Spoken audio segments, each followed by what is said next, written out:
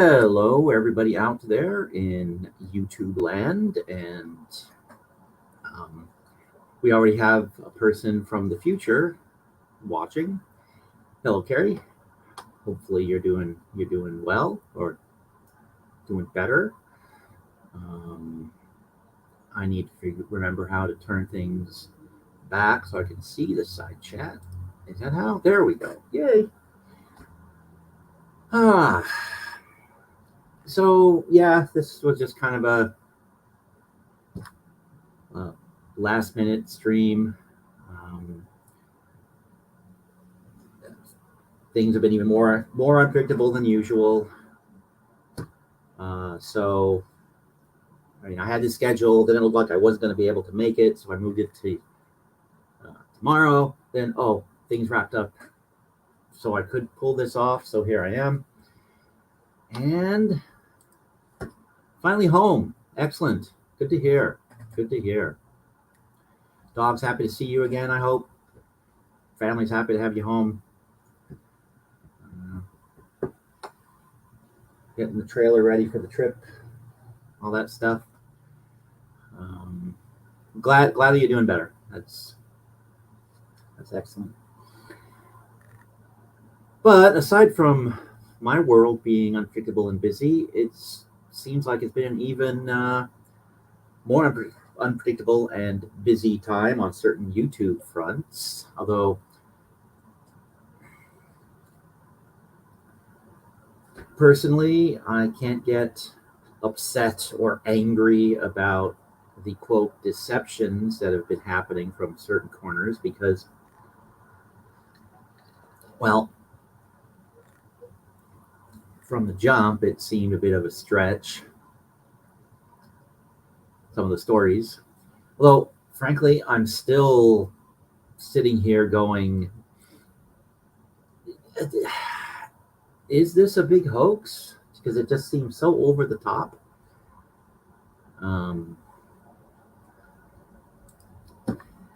Yeah, that is a good question.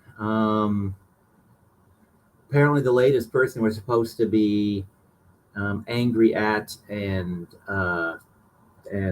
turning our backs on as they do the walk of shame is Dan, and I guess by extension the whole Welsh News Network group.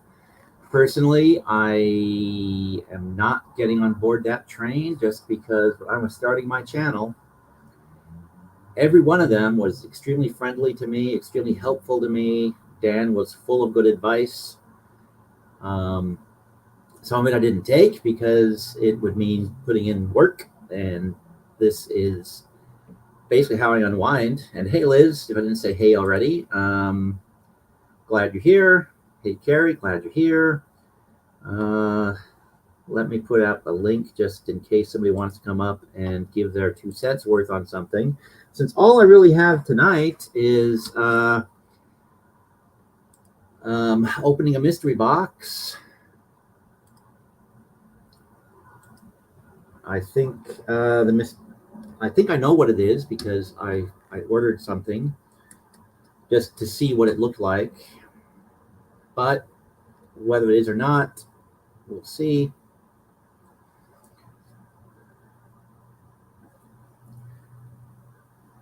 Yeah, well, just Dan is on your shit list. Okay, well, fair enough. On the other hand, someone that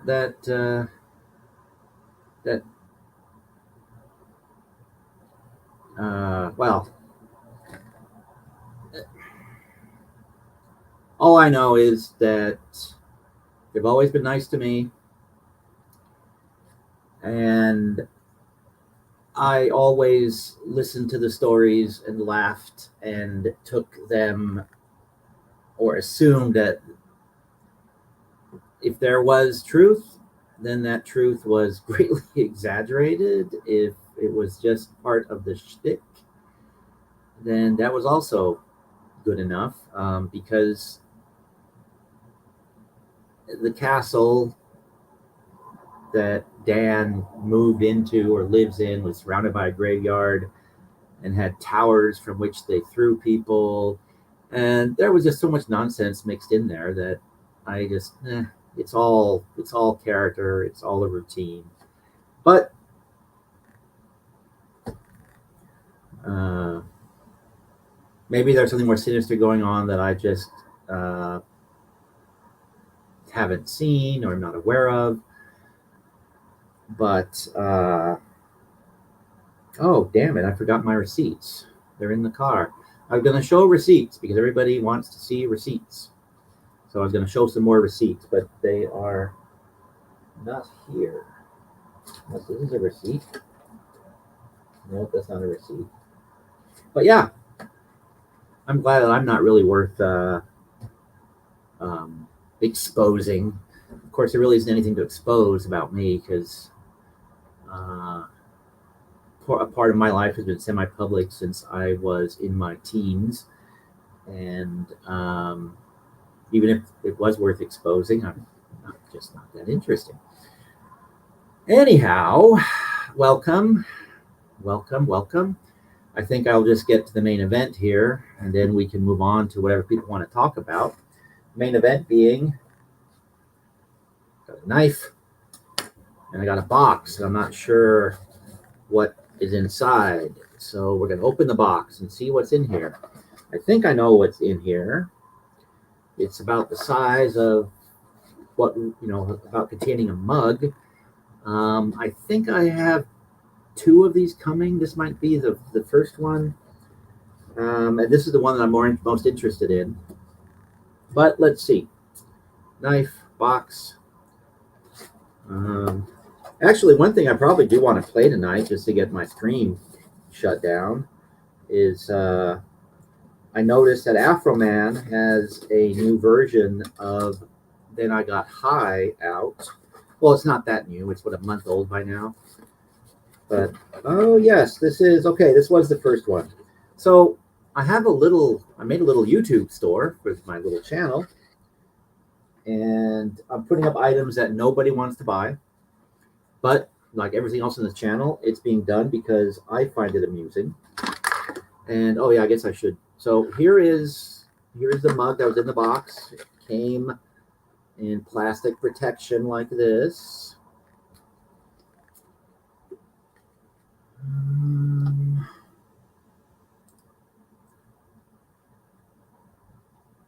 The thing is, if he took advantage of those around him and did say that doing charity donations, well, yeah, have they done the charity donations or have they not? That would be the big question.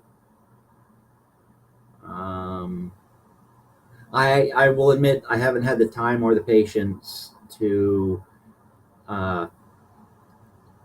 sit through any of the live streams that have been going on. I mean, Shiz had one today. Irish Demon had, of course, the one where he was outside of supposedly Dan's house or apartment or whatever the heck it is, and was knocking on the door and talking to the neighbors. I had that one in the background as I was doing other things.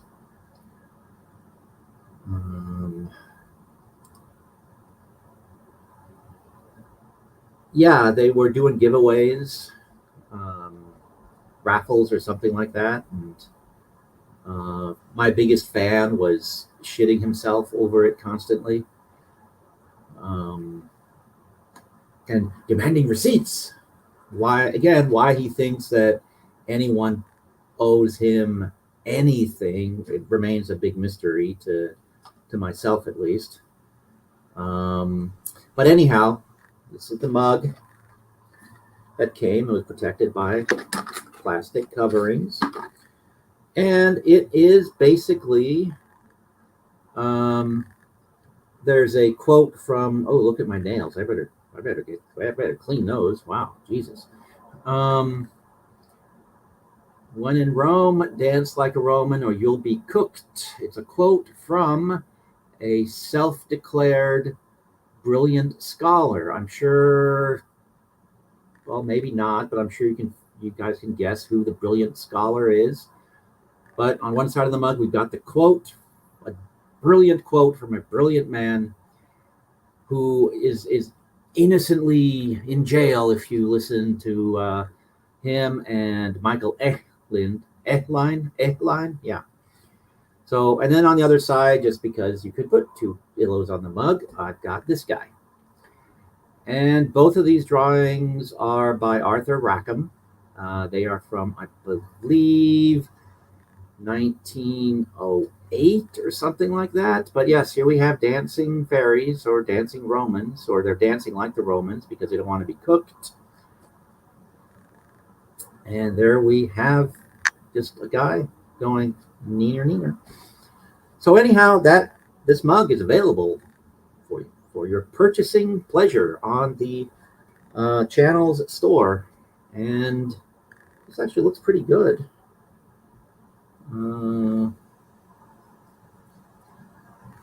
How many ounces? I am not sure. Let's see if it tells me. Oh, well, you know what? You know where I think it'll tell me? But it looks like it looks like it's an 8-ounce cup. Looks like an 8-ounce cup. Oh, so people can see what how many ounces.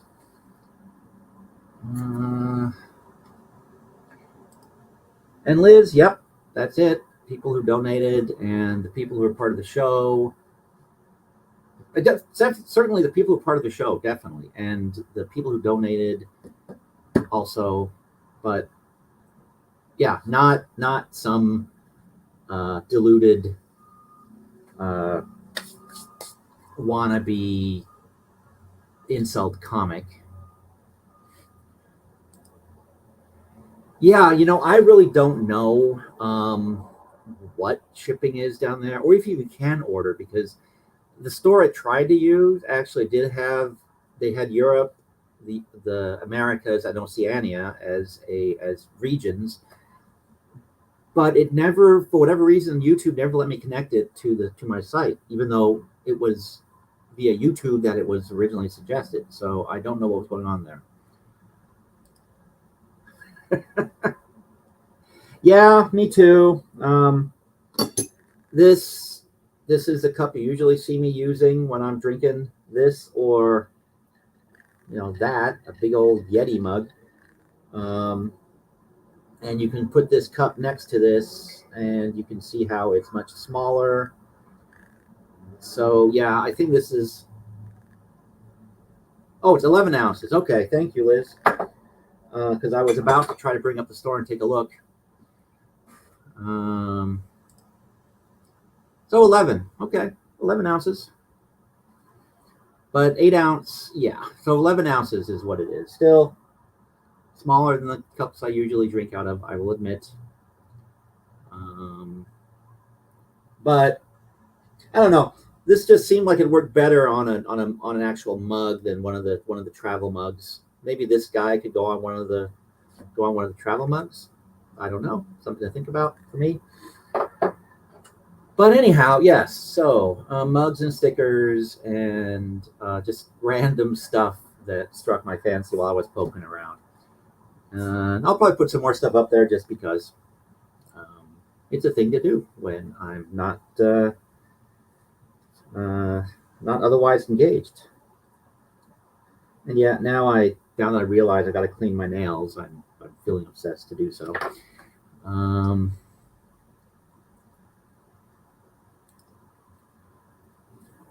Oh yeah. I mean, I guess if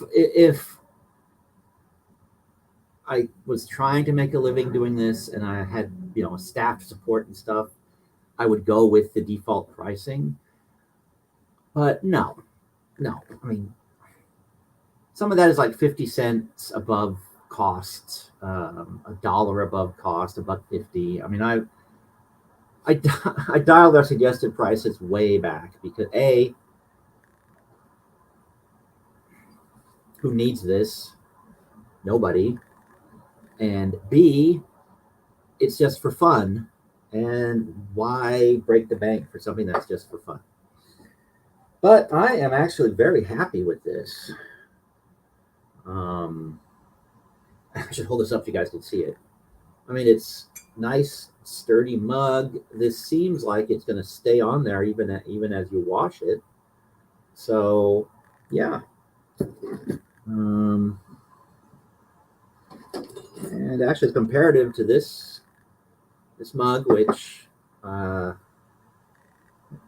was given when I first by I don't know if it was a writer or a relative when I got my first editorial position.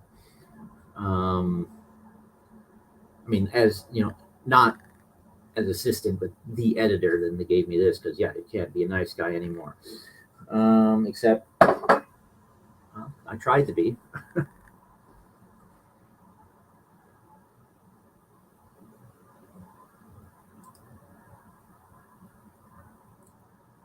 Yeah, it. Yeah, see that was definitely the logic. If you find the item amusing, um, then hopefully the price is good enough. I mean, the puzzles are a bit pricey, but they're as low as I could take them really for it to make sense. Um, but other than that, yeah, I intend to keep the prices as low as possible and have a couple little ebook ideas that I might put up there and see if if they do better there than they do over on the One Bookshelf sites, which is the Drive Through RPG, Drive Through Comics, things like that. But that's off. That's off down the road a bit. But anyhow, uh, did that ever show up? Let me see. I don't think that I ever did. Oh yeah, there it is. Let me just put user in timeout. I can time myself out. Maybe. I better not try it. I think I've tried. Well, whatever. I'm not going to try it. So anyhow, that is really all I had tonight was just opening that box. No other mystery boxes. I think I'll be getting another one tomorrow or the next day. So maybe I'll have to open that one live on air. But let's see if this will turn on. There we go. Let me know if that wind is blowing on the microphone. I will check.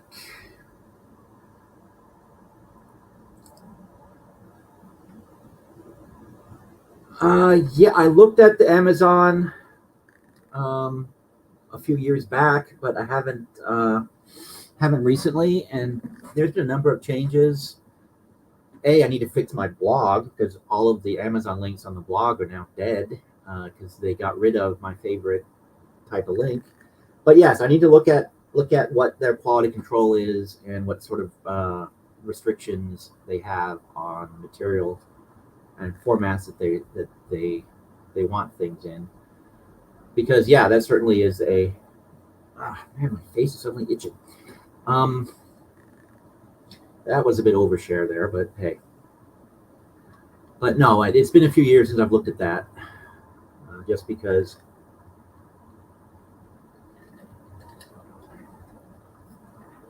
all of the writing and the little merchandise items, it's these days that is a sideline since I need to keep focus on the job that has the health insurance and the vacation and the actual salary.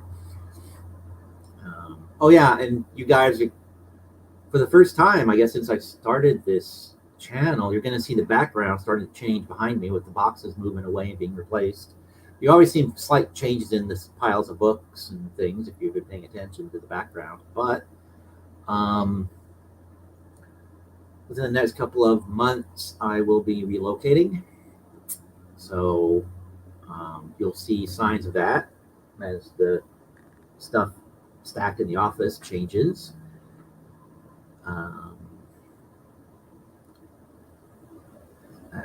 But beyond that, I don't know that there's going to be any real change to what you guys see and encounter in my little part of the YouTubeverse.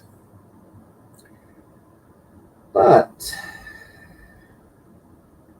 yeah, I mean, I think I really said all I can about the big drama that's going on. Because, like I said, they're always nice to me. Yeah, I know, I know. Since I had the Google robot giving away my route from Seattle to my current home, um, it's necessary that I move because stalkers might find me. No, this the this move has been sort of percolating. I talk English real good. It has been percolating for a while, and within the next couple of months, it's going to be happening, and um, you know, it'll be interesting to have a longer commute.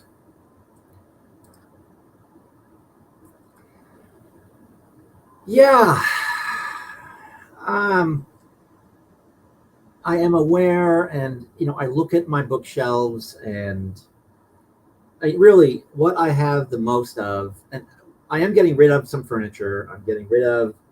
Uh, I'm getting rid of some items. I've already have got rid of some items. I'm getting going to get rid of some more. What I really should get rid of are some of the books and the games and the DVDs that I have so many of, taking up space on shelves. But it breaks my heart whenever I go. And plus, when I have gotten rid of games, I have gotten rid of books. A week later, I said, "God damn it! I need that thing that I gave away or that I sold, and now or even just tossed. I suddenly need it for some reason or other." Although, frankly, a lot of the comic books I have, I will never need them. They're probably absolutely worthless as far as resale value and collectors are concerned because they're so obscure. I mean, I haven't bothered looking these up, so I don't know. But Fish Police, is Fish Police anything that anyone uh, seeks out? I mean, I know nobody gives a rat's behind about Gun Fury or anything really from Barry Blair and the Air Cell crew. As much as I love the stuff, um, nobody else does. Um,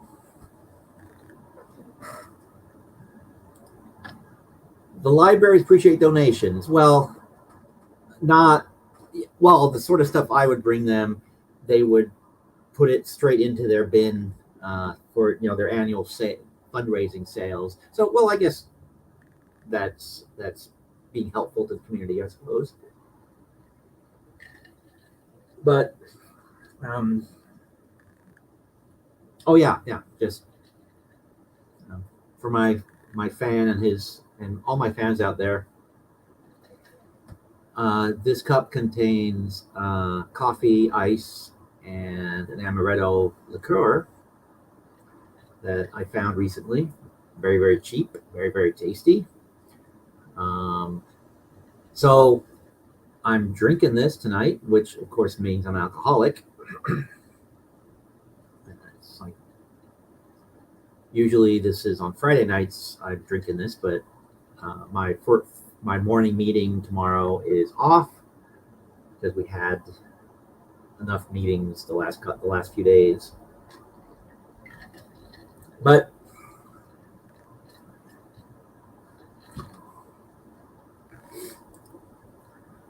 well, on the other hand, if you have not been able to drink coffee, you're probably all detoxed out, and maybe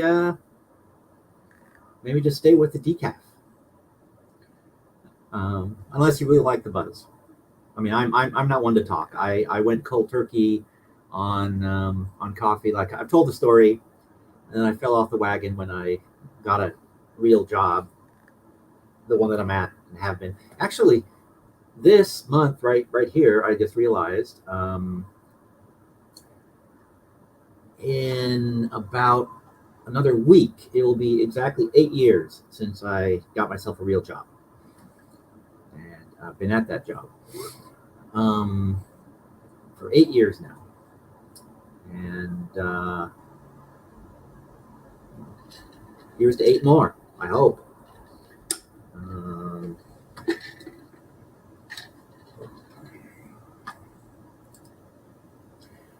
yeah, I know. It's a problem. I need to work in the 2 or 3 or 4, maybe 5 AA meetings a week to address the issue. It yeah. What I didn't realize that um, on paper it's 8 years already because they count from the first day of the month that you start, and that's the anniversary of being hired is the first day of the month that you were there. And I also discovered this year that raises are come into effect at very start of the year, which it kind of explains, dummy that I am, you know, why I was seeing bigger checks earlier than I thought I would. Um, just allowed under 200 milliliters of coffee a day for quality of life. I'm not sure. Probably both.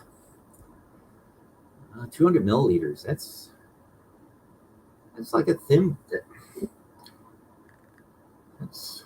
I mean, Liz thought this was too small a cup, but geez, a thimble worth of coffee. That's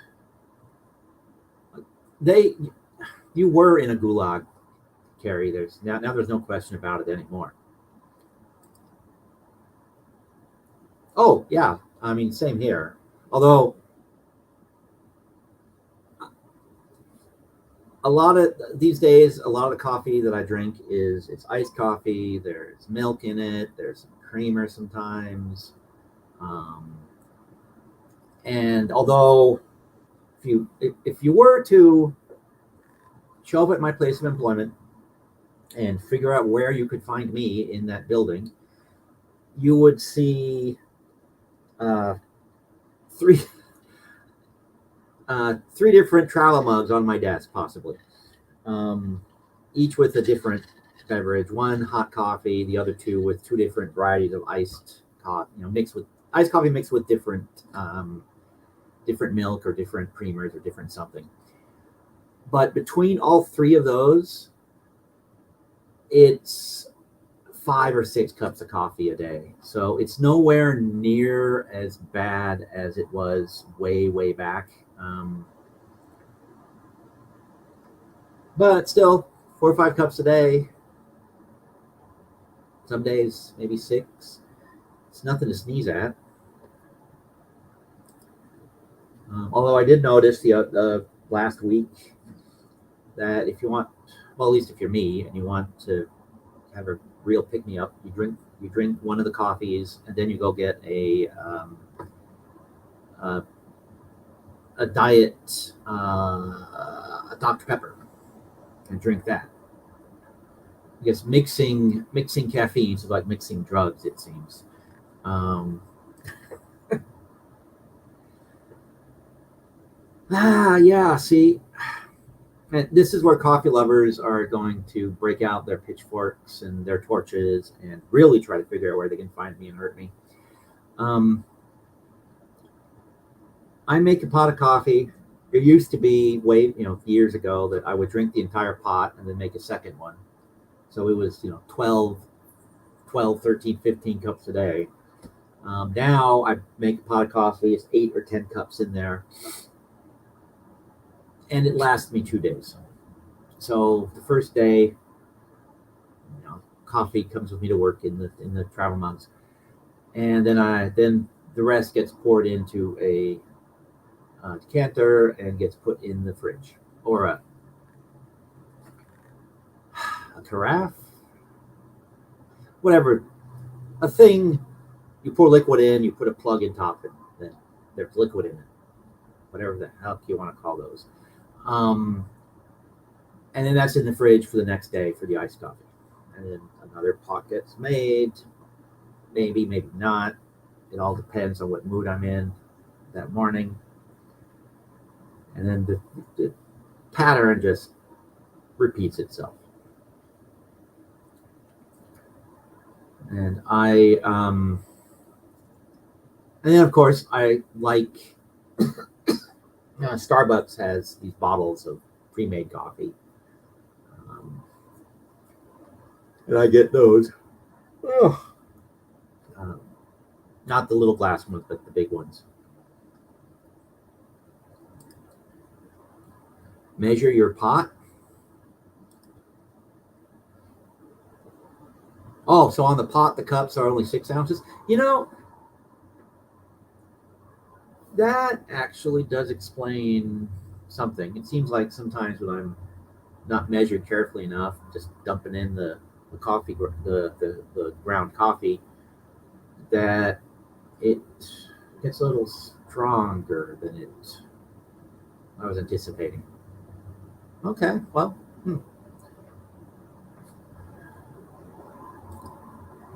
Oh yes, coffee would always, coffee over drugs.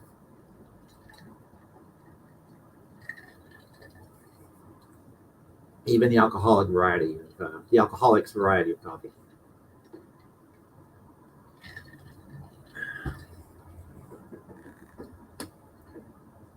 Anyhow, we got 7 people watching. Well, maybe even more, because I never can trust those numbers, I've discovered.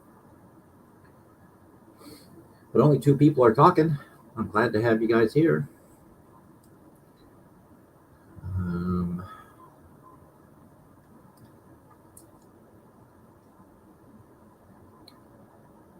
But, I know what I could do. I should check on something real fast. Since I programmed this weekend's shows, if anyone's interested, let me see whether they have been accepted by the YouTube gods or I have been told, no, you may not upload these for reasons.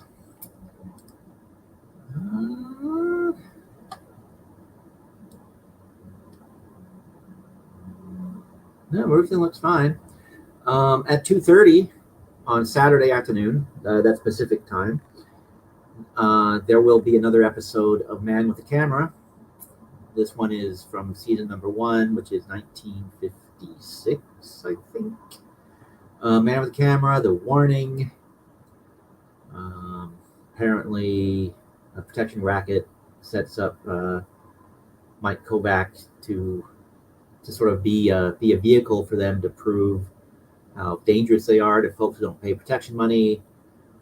And then Mike gets caught between them and the cops trying to break up the ring, as I understand the summary of the plot.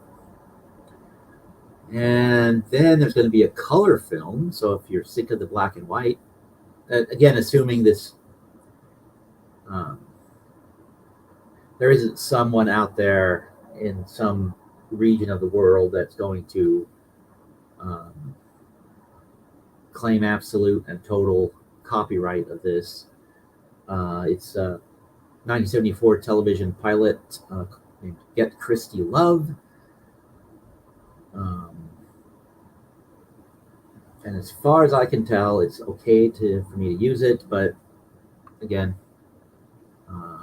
when it comes to these television things, I'm having a hard time locking down. When I try to research the rights, on 3 occasions now, I have missed some sort of obscure.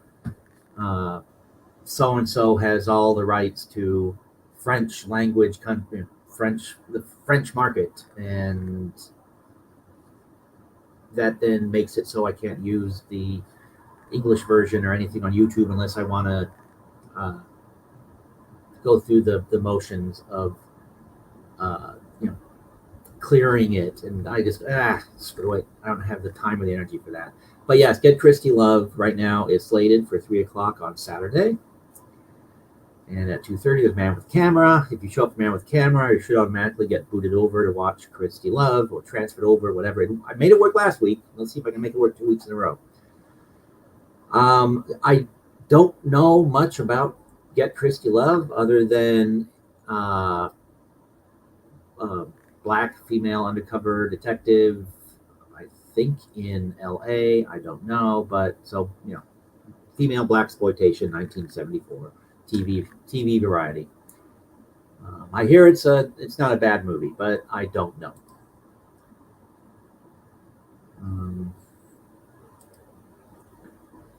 7 a.m. Yeah, I know. I've been thinking about that, and the problem is that with Saturday, I have things that I got to do in the afternoon, and I mean, you're not the only one that this is an issue for, because several of the folks that show up on the channel more often than not actually are down in your part of the world, Terry. So, but you guys living in the future is just hard to deal with when you're here in the current time. The appeals case. I don't know what that is. What have I missed? Let me see what I've missed.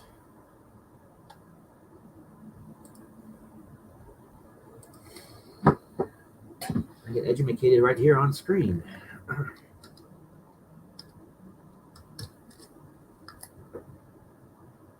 Oh, Chilito has filed an appeal today. I did not know. I did not know. Okay. Let me share the screen so you guys can see what I'm laughing at. Although apparently I may be the only one that was not aware of this. Let's see.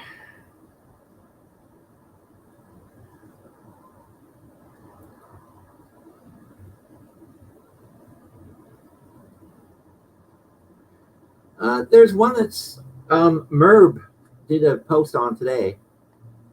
That's the one I noticed. The one with Orem, I didn't know that there really was an appeal. Well,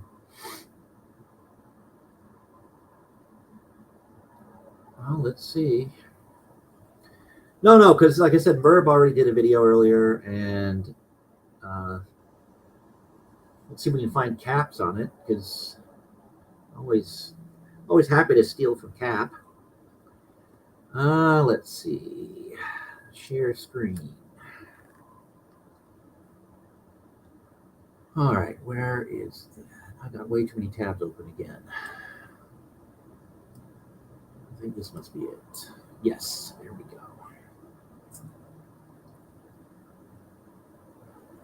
Share tab audio, share.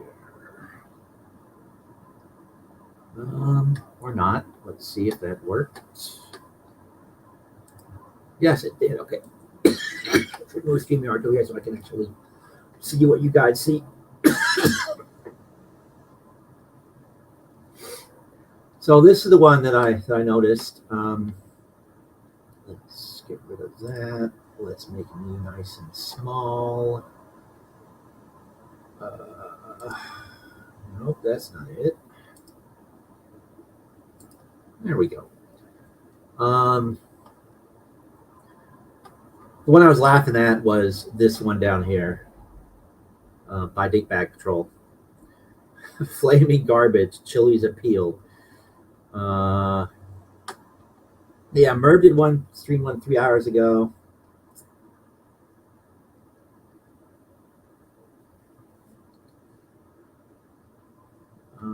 No, but I probably should look at those.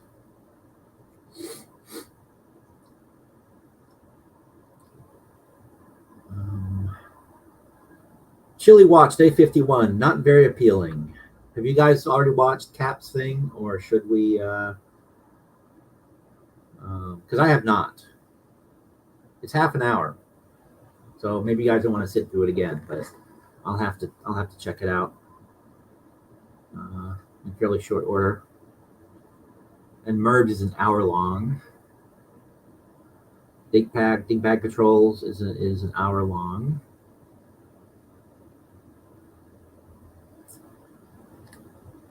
But unless Carrie has an objection, I say we watch Cap's thing. Hopefully YouTube won't kick me offline for the music.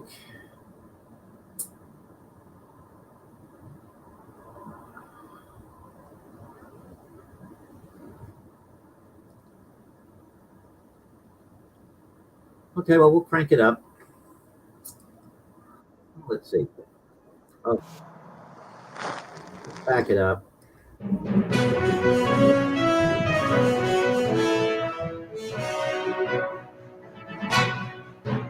me know in the live chat whether we need it louder. Yeah, I will link to his channel in the down below this stream when we're done. He got 18 likes. I'll give him 19 likes. Oh yeah. By the way, please hit like, hit dislike if you don't like the stream. Let me know what you think that way. Give me your feedback, or give me your feedback in the side chat. All right. Let's enlarge that. Chili Watch, day 51. Not very appealing. So I suppose he's, because I saw people posting about how that, oh no, we haven't heard from Chilito for 72 hours. Oh no, whatever shall we do? So I guess he's now back and shooting his mouth off again. So let's see what he has to say for himself. And again, let me know if we need it louder.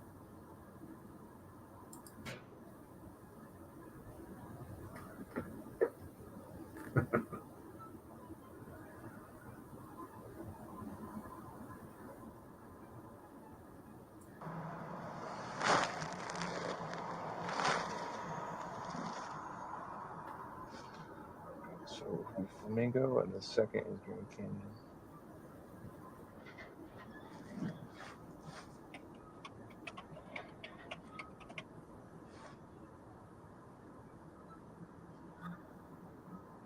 Doofus alert, yeah.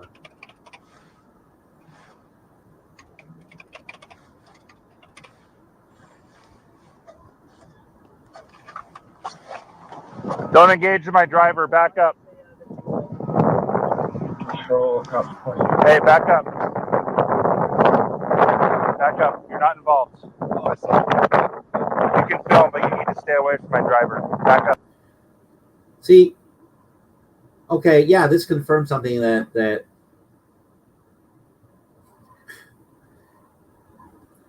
Chilito's little gang of morons that are trying to defend him and follow him, or that follow him and try to defend him, saying, well, Chili backed up. Chili did what the cop told him to do. Chili backed up. Chili took 2 paces back. That's not backing up. He was standing on the line of the parking stall, and you guys can't see me point. Such an idiot. He was standing on this line. His feet were just propped over this line. He took, 2 paces back? That's not backing up. That is just dumb. I heard that Glenn Serio was in Las Vegas. I haven't had a chance to look anything about that, but maybe we need to look that up afterwards, because Glenn, if there's anyone more obnoxious and dumber than Chili, it's Glenn.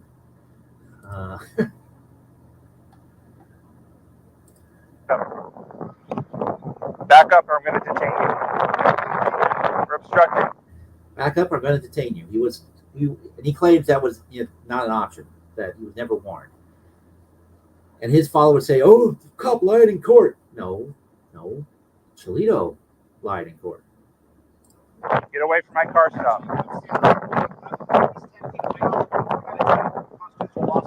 Okay. Listen. She deserves privacy. This is not. She deserves privacy, the cop says. Oh, I'm a constitutional law scholar, says Cholito. The hell does that have to do with anything? Nothing. Your business. Okay. You're being detained right now. Ma'am, you're free to go. Come over to my car. Come over to my car. Come over to my car right now. Come over. Listen, I am going to put my hands on you. No, you're not. Control 3 Robert 1. I got to make sure. Hey, guys, make sure you guys get my people on the phone. I have an obstructive male here. Okay, what was that note that flashed on the screen there that I missed?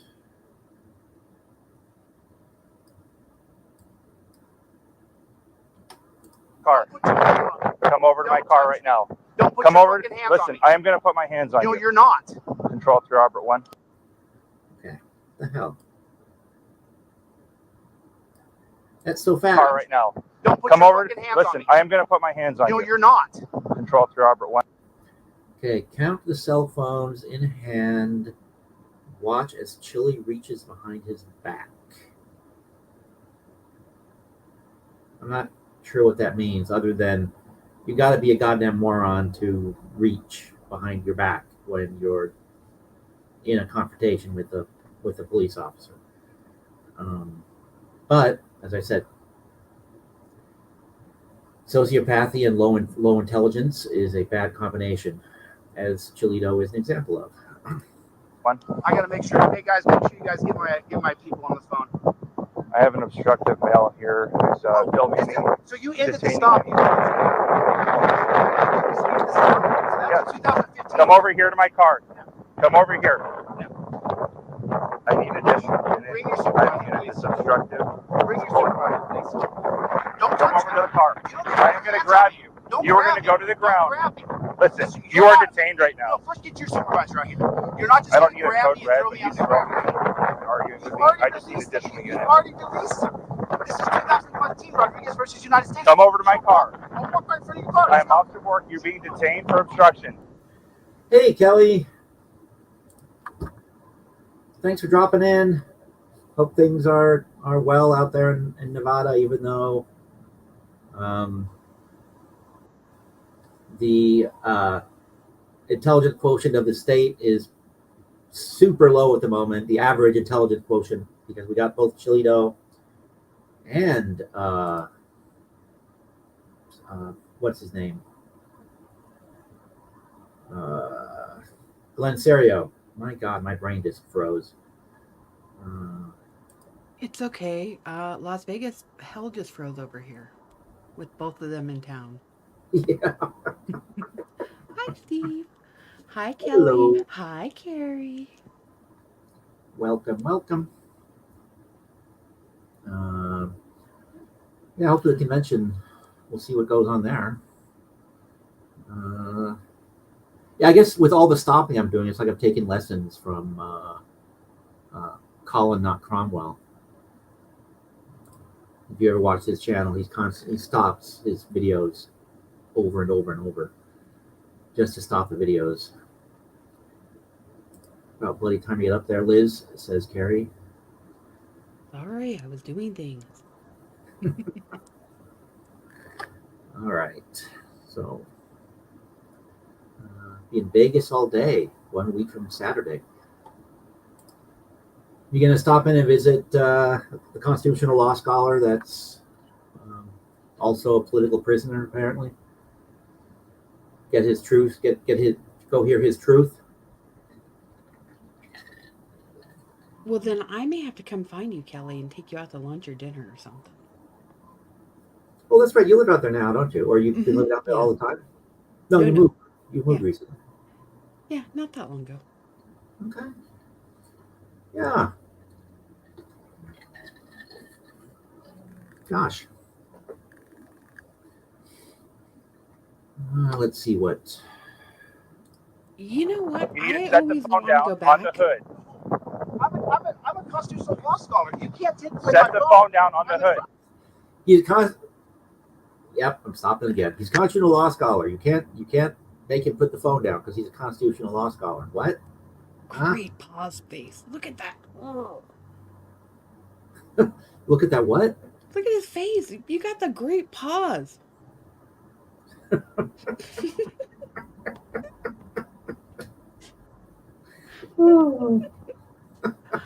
Oh my god. He actually looks like a troll doll there. Yes. Yes. I don't know. I don't know why he thought that was a good hairstyle. I mean, I'm the last one to talk about hair looking good, but my God. Be there from 7 p.m. Okay, so no time to go visit Cholito in jail. That's too bad. I'm now. You're being detained. Now you're going to put hands on me. No, Come over here. Why are you grabbing me? Come over here to the car. Sure. You, Let it come roll. over here. Let the phone roll. I don't care about the phone. Why are you grabbing Turn me? around. I'm a Turn member around. of the press. Turn around. I'm not doing anything. You're being detained right now. Turn around. Get your supervisor. Stop. Hold on. Yeah, you're resisting. That's what you're doing. And you've been obstructing and resisting from the jump, basically. Yes, no? Oh, I believe he was. Yeah. I mean, I really need to go back and watch just this portion again to count where he started moving at and how many times the officer said it. Because I don't like the way the officer testified, but I also don't like how the prosecution asked some of the questions because I wish she would have clarified some of the stuff and it just kind of went meh. So. Yeah. Yeah. Oh, wait. Stop. Are your cameras on? Are your cameras on? Yeah, it's on. Okay, then Put don't your hands put me behind in your back. No. You're going in handcuffs. Why? Put your hands Why? behind your back. Can we slow down? Get a supervisor. I haven't done anything wrong. Put your hands behind I your haven't back. done anything wrong. Don't make me use some If you want to tactics detain on me, then detain I me am putting here. you in handcuffs. But I'm not putting my hands behind my You're back. facing the hood. I'll face Turn the around. hood. Policy to put it behind. Listen. Be behind your back. Right now, you're going to get a ticket. For what? If you do not put your hands behind your back, you're going to jail. Put your hands behind your back. Can I turn my Do it camera around now. and face me? No. Can we agree on No, things? I don't know if you have any weapons. I don't have any weapons. Stop reaching. There's no weapons on me, guys. I'm Stop a journalist. reaching. I'm a constitutional law scholar. You Listen. extended a stop to Put your hands behind your back or you're going to jail. I'm placing you in handcuffs right now. For what Turn reason? around. For officer safety. Journalists, well, again, maybe journalists are different than they were 30 years ago, but journalists that worked for me back in the day would have been canned if this was the way they behaved. And I dealt with A&E writers and feature writers, and this kind of bullshit would not have flown. It's 25 years ago. Whatever. 25 years ago. You right? Turn around for officer safety. The camera's still running, guys. The camera's still running. I I'm don't facing care. your car like I you don't asked me care. to do. I don't care about the camera. Put your hand behind your back. Do not reach for this phone.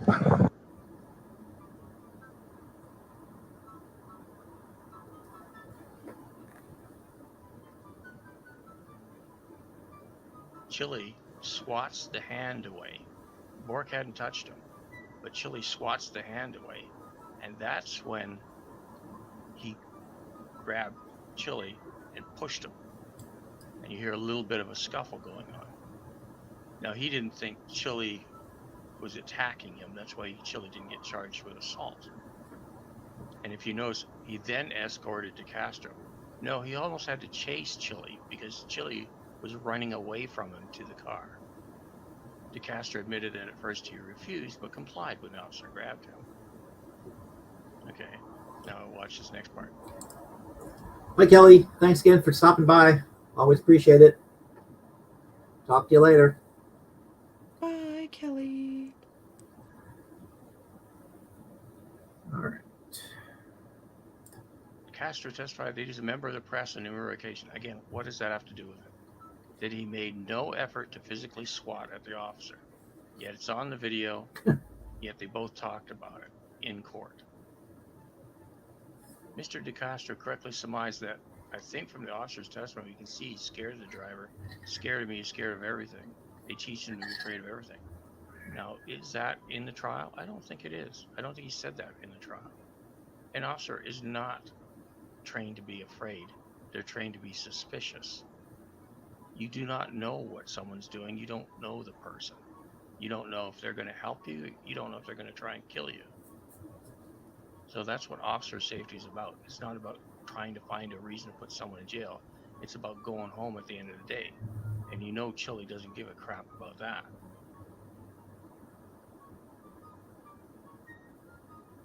And then again, here we go. Though the officer explained this sole female occupant pulled over for a minor traffic offense was cooperative, she could have been armed. Yeah.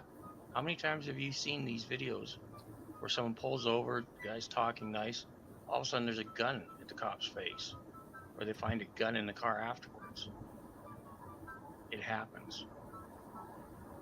The officer claimed Castro could have been armed and dangerous, even though identified as a member of the press. Exactly. Chili doesn't have a press pass. Chili doesn't have any identification. He's got a damn cell phone. I've got a cell phone. You probably have a cell phone. Does that make us all members of the press? If it did, I sure hope both of us were a little more consistent with our staying out of the action and just filming the damn thing. Like, Yeah, that's the thing. If you're a member of the press, you're there to observe and report, right? You're not to make yourself the story. And that's what idiots like Chilito and all the First Amendment auditors, they want to be the story. They don't want to cover the story. They don't want to report the story. They want to be the story. And he even showed us that right when he was initially interacting. I mean, this is the part of the video that's always just bugged me. It bugs me with Chili all the time. He has to put his big fat face front and center on the camera. Because he's the story, after all. But anyhow, that's just me. It's funny because here I watch a lot of like the stringers who are actually cover like overnights in like LA and other areas. They never put themselves on camera. Even though they're streaming what's going on around there, you know, or if it's a downtime and not at a scene, they'll turn around sometimes and put the camera on them and have conversations with people. But if they're on a scene, recording a scene, that is their focus. Mm-hmm. Yeah. Yep, that's reporting. That's what he does is grandstanding. I don't know. Yeah, it's not journalism. And I'll say that again and again and again and again and again. real journalists do. Bork testified that De Castro was as far as 10 feet from him when he first observed him filming. No, he said he was, well, he probably was 10 feet away from him because he's in the car. It's a car length. But he was not 10 feet away from the driver. Again, he's trying to twist the words here. When the officer is clearly agitated and frustrated and does not appear fearful in any manner, he's aggressive as depicted in the video, not fearful at all. What's funny is I look at that video and I see Bork being very calm, probably too damn patient with him. I do not see an aggressive person at all. No, the officer testified to a technique. That flashed on there. Chili doesn't like being told what to do. That's because he's a raging sociopath that views himself as above and better than everyone else on the planet Earth. Or should I say alleged? Am I going to get sued? Utilized in a police academy where an attacker can reach a police officer within 21 feet under certain circumstances. He labeled this the 21-foot rule. That probably was the problem right there, is he called it a rule. It's a guideline, and it is part of police training. And again, I've made a video on this if you want to watch it. And it is part of Mythbusters. And basically, the 21 feet is how long it takes a person to react, pull a gun, and fire. That's 21 feet. That's if you're watching the guy. Now, if you're distracted, and this is the important part, if you're dealing with someone in the car and you've got someone like Chili moving around, yelling, distracting, if you don't pay attention for someone for a split second and he charges you at that second, that 21 feet is not enough, not by even close. This was presented as a valid piece of evidence by the state without regard to any legal authority. Well, unfortunately for Chile, it was reviewed and upheld by the Nevada Supreme Court. Nevada Supreme Court said officer safety is paramount.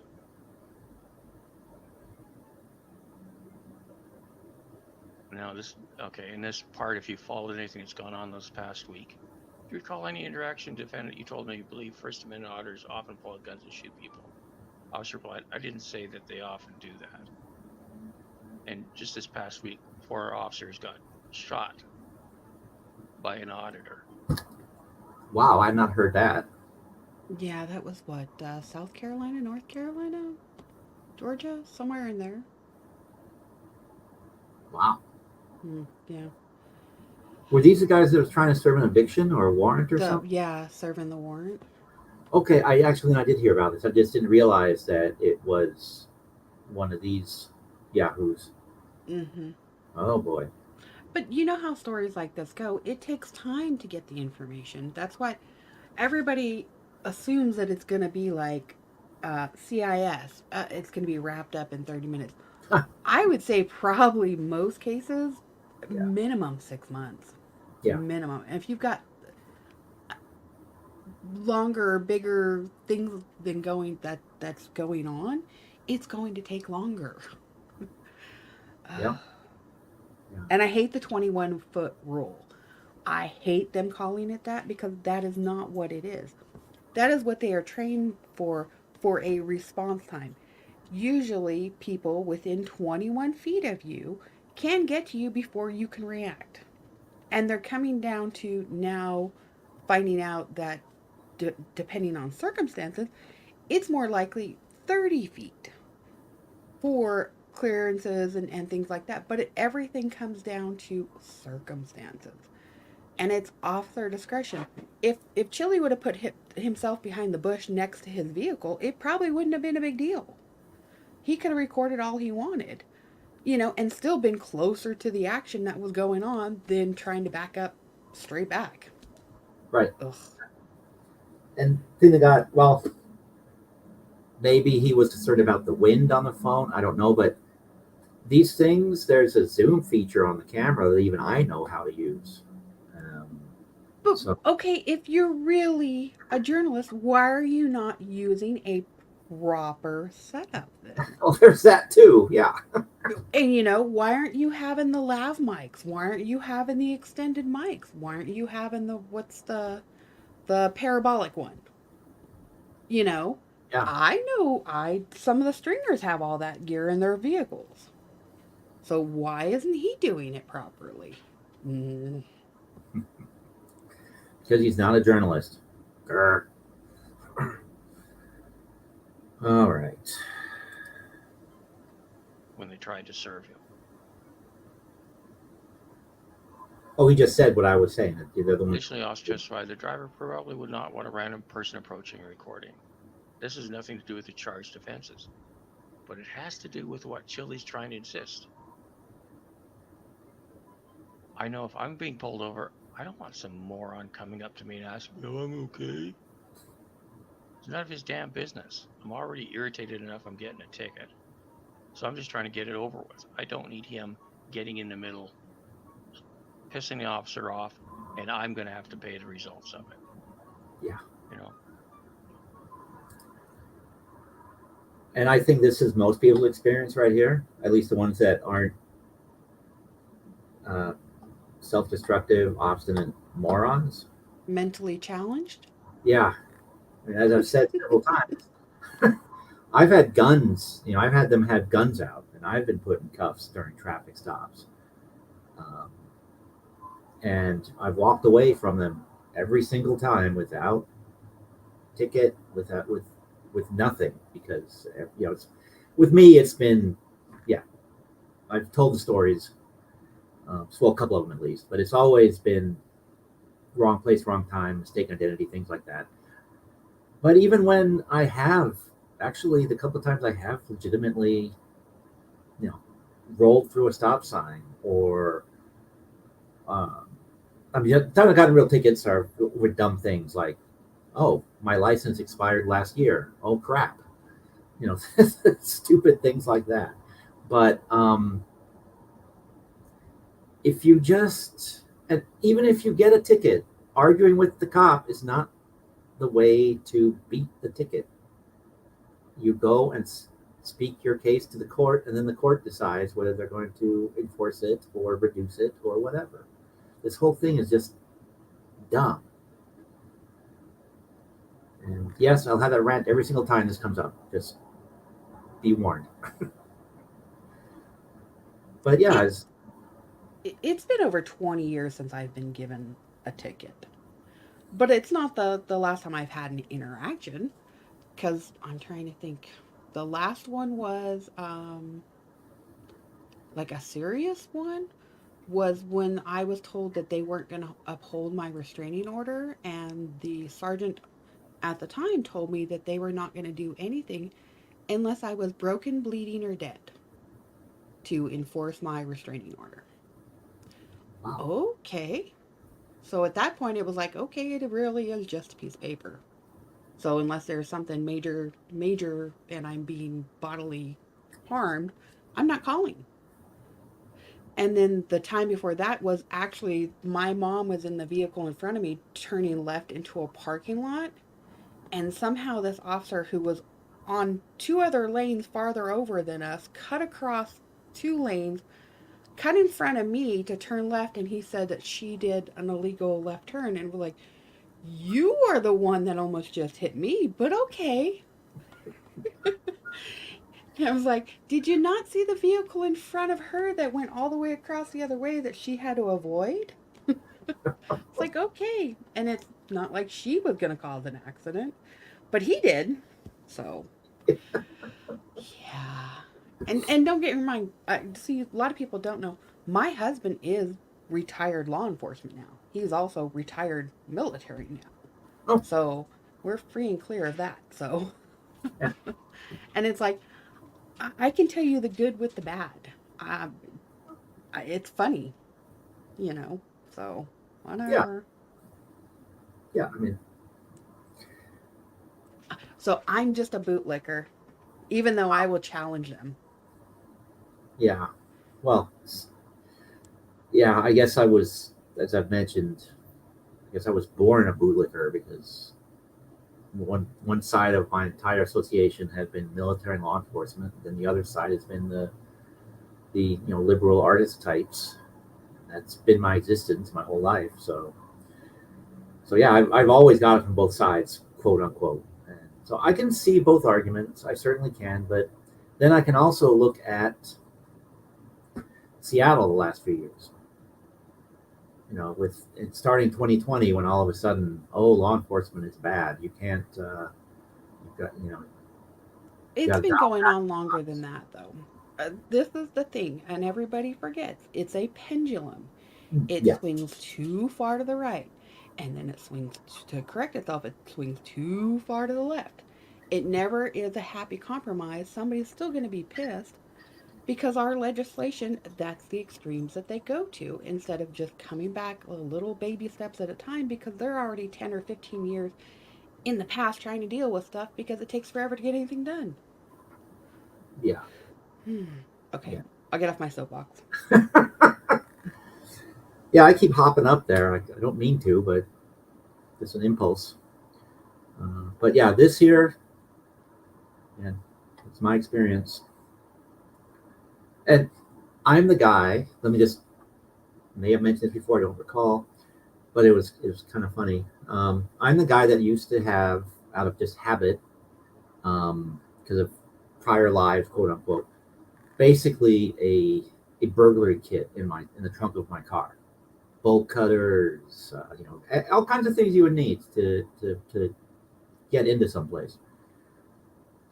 And the third time I had to explain why I had all those tools, and getting the advice that, you know what, you probably really don't want to have those back there because, yeah. Um, this past week, I was out at a location. Long story, but we had been there twice, and both times, I mean, we'd actually asked that a key get left so we could access this shed that was padlocked. And I go, oh, wait, finally, after all these years, having that stuff in my trunk out of habit comes in handy. And I went to my trunk and looked, and oh, I had actually pulled the bag out. Taking it out. Yeah. The And I one remember, time you needed it. yep, the one time I've needed it in a decade. It was not there. I But leave a toolkit in my car. You never know when you're going to need something or if somebody's going to need something. We've learned to carry fire extinguishers with us because we went through a year. I think we went through 6 in 1 year because somehow we kept being behind a firebug. And it was like, did this guy plan it? Did he know when we were leaving the house so we'd be able to, put it out or call it in? And then I was like, they're going to think we're doing it. When I was like, oh my God. And it was like, thank God you were at work until just like a little bit ago. yeah, that actually is what one of the Mm. one of the times it would suggest to me that I really do not want to have that in the trunk. It was in one of those wrong time, wrong place kind of situations, and said, well, that could just add to the suspicion that maybe you were up to no good. So yeah, but yes, by the way, it is now back in the trunk. I was going to ask. Yeah, It's like, so yeah. it, It just, it I'd it's rather like, have to explain something than be without something that is needed. yeah, exactly, because we're at the point where we're going, you know what, we'll apologize later, but we need to get in and see the state of the inside of there. But so it'll be another trip out there to get into that shed at some point. But yeah, um, yeah. But yeah, same thing with that's why I am so loath to get rid of books. Like I said earlier, the moment I get rid of some books, I need them. Would just pack them up Again, and now here, in the big nice Rubbermaids and put them all in alphabetical order now, so that way in the future when you move, you can then decide which ones you actually truly do need. Yeah, that's actually some of these boxes that have been in the office for the last couple of years. Those are basically that. Some of them. Um, Oh, wait, you're moving farther from work? Isn't it like a 15-minute drive now? yep, it's a 15-minute drive now. It's going to end up being about half an hour, 45 minutes. Yeah, But but you're kind of off hours too, though, aren't you? yes, For the yes, most part? yeah, Okay. yeah. Um, Although I am going to take the trip soon, maybe tomorrow, um, at the time of day where I would be taking it just to see. Because and since I've discovered the magic genie in the phone that gives me directions as to how to avoid traffic, um, that is what it is, right? I mean, there's some magic creature that lives inside the box that Sometimes, sometimes has she'll, prophetic sometimes powers. she'll drive you off the edge of the road if you allow her to. um, but yeah, but it seems like, again, because like I said, I'm generally not even when other people are commuting when I'm coming and going, and at worst it's opposite of what the commute is for most people, so it should be okay. Or I will regret the decision, but we shall see. We shall see. But it's getting prohibitively expensive up here in the Seattle area, so it is what it is.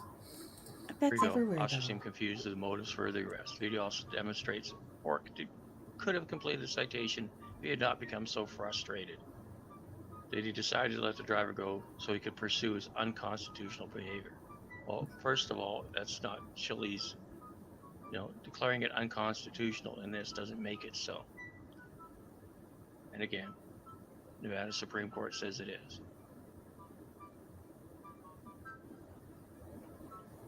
And then here he goes again. Again, I don't know what his intentions is. I don't know if he's armed. All I saw him recording, which again, I have no issue with. And I told him I didn't have an issue with. It's right on the videotape. You can film, but back up. He didn't say he recognized you as a member of the press. He said he could film. And yeah, what does one have to do with the other? Just because you got something in one hand doesn't mean you got something, in your pocket, small of your back. Put a gun anywhere, put a knife anywhere. As can be easily depicted from the video, the distance between DeCastro and the officer can easily be compared to the infamous image of citizens filming from the back of a police cruiser during the murder of George Floyd. Now this different thing. If you remember the Floyd incident, that was at an intersection, narrow street. And they were trying to get people to move back up, because Floyd was still moving, struggling, whatever. I'm not going to get into whether it was right or wrong. And the people were getting close, and they were asked to back up and back up. Like, no one's heard of Zoom anymore. No one knows how to push the little Zoom button. Now here we go. This is definitely Chile writing this. Would the state of Nevada prefer the state of Minnesota and the federal government prosecute the filmers of the George Floyd murder and perhaps suppress the evidence? What the hell does that have to do with his case? What does that statement have to do? That's sort of a little bit insulting to Nevada. In order to sustain a conviction here, this is what the state of Nevada was arguing. No, they said you were guilty of obstruction. Nothing to do with filming. And here we go again. And neither the federal government nor the state of Minnesota had any ridiculous notion that the bystanders filming the murder should be prosecuted based on... Which statement? Him comparing it to the George Floyd. Oh, yeah. That just... I'm trying not to just blow my top over here, because that's ridiculous. Yeah. And nobody nobody who is a good person thinks that was a good case. That was a shitty case, and it should not have happened the way it did. Oh my God. Yeah. I mean, I can't tell you how many law enforcement officers were like, what? Because at first it was like the way they kind of portrayed things, it was like, we'll wait and see. And then when you finally see all the cameras and all the footage coming out and all the things that happened, it was like, no, that's not cool. That's just, please charge him with murder and be done with it. Mm-hmm. Just like, I don't blame the two younger officers who were just, the one guy had just started and the other one, they don't know how much they can say to their superiors. You did hear them questioning things though, but they still got charged too. And the other guy really had his back kind of turned and was trying to deal with crowd control, so his perception of things was different. So yeah, no, the one officer is completely liable. The other ones are, I don't think as culpable. Right. I mean, the one guy, I forget all their names, but the one guy, like you said, that was dealing with the crowd.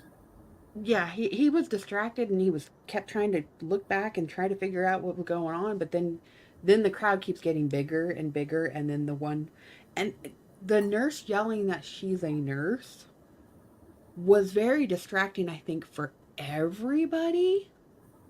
And it was like, let her in there, but is she even qualified to be in there? And it was just like, it was just one more thing on top of that day that it was like, it was just a distraction at that point. Yeah. No. Huge mess. And that's the thing. Chile and like the First Amendment auditors, don't realize how fast something can turn. You don't know if that lady that was pulled over, if he was pulling her over for just a traffic stop. It could have been, there could have been serious charges coming down, and they could have been waiting for backup to come as it was. You don't know what you're stepping into. Right. These officers don't know when they're pulling somebody over, other than whatever they see or whatever they hear over the radio. You just don't know. Hmm. Okay, And I'll shut up they, again. they interject themselves into situations they don't understand, uh, or they just don't know. Period. Yep, you're right. An imaginary 21-foot rule. There is no 21-foot rule. It's a guideline for officer safety. It's a reaction time in their training, nothing more. And yeah, the cop can tell you, give you a lawful order, back up. And if you don't, that's obstruction. Simple.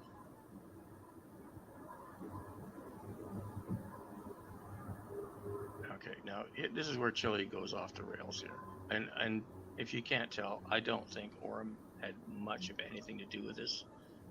The story I keep hearing is Orem was busy with the murder trial still, or parts of it.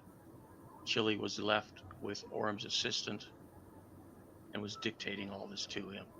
And I'm sure Chile, being Chile, was either insistent, pushy, or whatever, and it made it through. The only thing I cannot figure out is why Orem signed this dumpster fire. Anyway, so because That's actually what I was sitting here thinking, that people were claiming that Orm was an experienced attorney and knew what he was doing, and this is the same irrelevant nonsense that was being tried, that Chile kept trying to try in the court. Well, Orem is an experienced appellate attorney. And I do believe some people have gone down some of his previous cases that he has filed and stuff, and they're like, it looks nothing like this. So everybody's kind of speculating of, is this what Chile gave him, and this is what he's submitting because that is his client's request. I mean, it's really probably not his, or maybe an admin has allowed this to, because that is what the client wishes. There's some clients you can't sway. I mean, think about people in your life that you deal with. There are some people that are never going to change, and it's like, well, here's the deal. If I submit it this way, this is how it's going to go. It's going to make me look like a jackass, but at the same time, I'm doing what my client asked me to do. Yep. So, I mean, he gets free advertisement for basically being a butthead, but following what his client wanted. So, Yeah. whatever. Yeah. DeCastro did not capture police brutality against the motorist, he must be guilty. Although in federal court, DeCastro will be able to bring, again, what's with the lawsuit? It has nothing to do with his case. That's trying to intimidate them with a lawsuit, which is laughable. Grab DeCastro in violation of the first, fourth, and 14th Amendments. No citations. How is it unlawful? Alternatively, if he had captured police brutality, it was covered all over the mainstream press, DeCastro would be named a hero and would have not been found guilty. Yeah, wishes were horses, beggars are dried. There's no police brutality. There's nothing. Chile was an idiot. Oh, God. There's only about 20 pages left. It never seemed to occur to defense counsel, a prosecutor, or the trial court the imaginary 20 would have caused. Back to Floyd again. Seemed to go over because it's not a rule, it's not a law, it's a guideline. And since Chile doesn't believe in officer safety, he will never understand it. And then this is a real topper. Additionally, a question of concern must be addressed if DeCastro was an African American and the driver of the vehicle was an African American female. Would the state have prosecuted this case? That's like supposition. I just don't know what to say about that one. It's just plain stupid. It wobbles. Okay, so here's Oh, Cap, I love you. Yeah. It wobbles the mind. I need to use that from now on. All right, I Oh, have another cup I have to make. I'll steal Cafelia's it wobbles the mind. wobbles the mind. Oh my god, that is great. Oh, that's a I'm good over one. here thinking in my brain it boggles my mind. Because every time I think of boggle, I think of the old game where you would hit the dice inside the little cuppy thing. Yeah, That's what I always think of. It boggles the mind, and I visualize that. But it wobbles the mind. yeah. Mmm, that's so much better. Well, I think isn't that the common phrase? It boggles the mind. I think it Yeah, it is. boggles the mind. But But he said wobbles, bogles, and that is yes, just so much better. yes. Oh my god. Oh my god. Cap, That that was is great. that is stolen. That's a good phrase. Yeah. the arguments, which that was supposedly the facts we just went through. So if you can believe that one, but here's the arguments, and basically First Amendment protection, no law respecting, blah blah blah. We all know that part. To affirm these convictions, the court would have to determine that De Castro, as a member of the press, a member of the public, does not have the right to film a police officer. So, Yeah. You can film, but back up. Don't bother my driver, or whatever the exact words were. But yeah, so stupid. basically, he's still trying to argue that they arrested him for filming the cop, and then they stopped him filming the cop.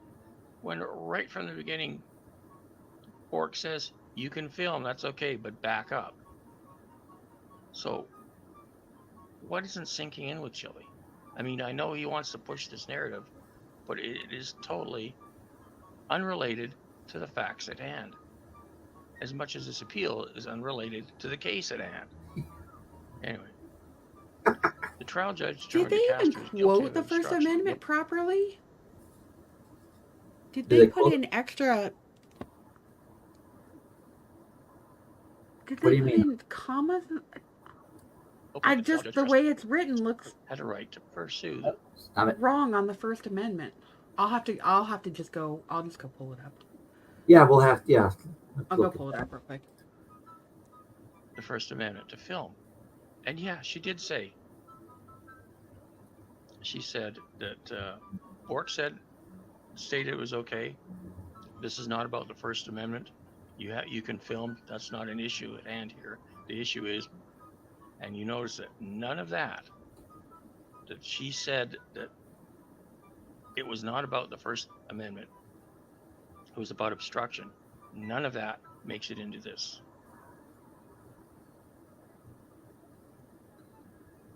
Okay, now constitutional right to film public officials. Look, we're kind of okay. First of all, United States Court of Appeals for the First Circuit. Nevada, the closest you can go is the Ninth Circuit, I believe. So the First Circuit isn't really applicable here. I mean, it's a long shot, and they can just totally ignore it, even, and it's assuming it's on point. Yeah, and if you read through it, Glick was arrested for using a cell phone, arrested in violation, disturbing the peace, and aiding the escape of the prisoner. Then brought a suit, blah, blah, blah, qualified immunity. He began filming from approximately 10 feet away. But I bet you if we go look at that, we'll probably find that he was asked to back up or something as well, or he was actually involved with it. Anyway, we're going to skip through this because it's just unrelated. Mills versus Alabama. You know, it's just one thing after another that is not. Yeah. Now, here's a law enforcement granted substantial discretion that may be misused. All cops, judges, lawyers, all can do things at their discretion. That's why they have the training. That's why they're held accountable, whether Chile thinks so or not. Judges are held accountable. It's called a judicial review. It's called an appellate court. And judges do get sanctioned, whether he thinks so or not. Okay, so I'm just trying to find my note. I skipped a few pages here because it's just mind-numbing. And it goes on and on about filming. And again, like here, like this is images of bystanders filming police murdering George Floyd are etched into American culture and history. The infamous images depict several of the public standing in close proximity to police while criticizing and filming. The image of the police officer attempting to back the bystanders up while being taunted are memorable. The police didn't like being filmed. The police in the George Floyd case didn't like being filmed. Work didn't like being filmed. They also didn't like being criticized. What has that have to do with his case of obstruction? Where is the law? What is the law that's been broken, misused, misapplied? That's what the appeal is about. He wasn't told to stop filming. He wasn't arrested for filming. He was arrested for obstruction. He was actually allowed to film all the way up to the point where they put the handcuffs on him. So, skip ahead here. This conviction is chilling to the protections guaranteed by the First Amendment. Still on filming. May cause the public to fear of filming police, conduct for fear of arrest. The insulted officer, highly sensitive, simply stated while filming, DeCastro refused to back up, even though video evidence proves otherwise. The officer then claimed he could not carry duties because of officer safety. It's funny, though, that the video evidence shows the officer being correct and Chile not exactly following the instructions, not exactly backing up, and not exactly being cooperative. So why are you putting stuff like this in here when it's, the appellant judge can review the video just like anyone else? Does anyone else think that you've heard so far? Does anyone else think this might be Chile writing this, or do you still think Orem wrote this?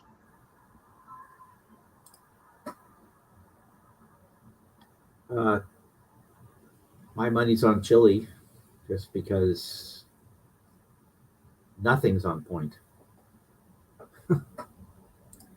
No, make a comment. So anyway, we carry on. Here, Mr. DeCastro desired to film the police officer from at least 10 feet away. While criticizing the officer, it became apparent the anger and frustration was far too much for this officer. The officer then used hostile physical contact to exact revenge. Again, watch the video. What Bork does is tries to steer him to the car so he could detain him and find out what was going on.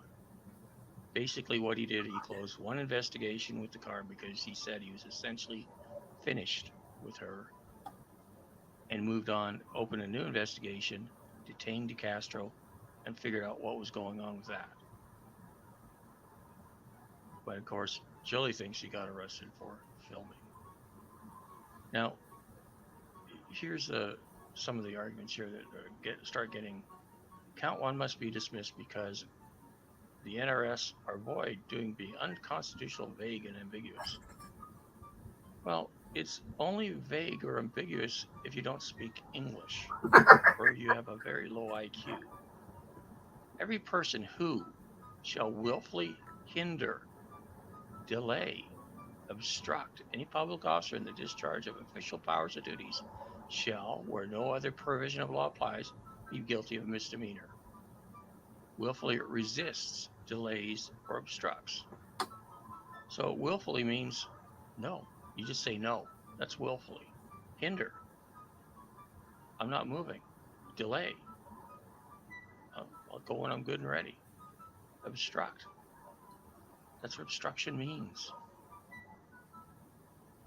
Hey. Anyway.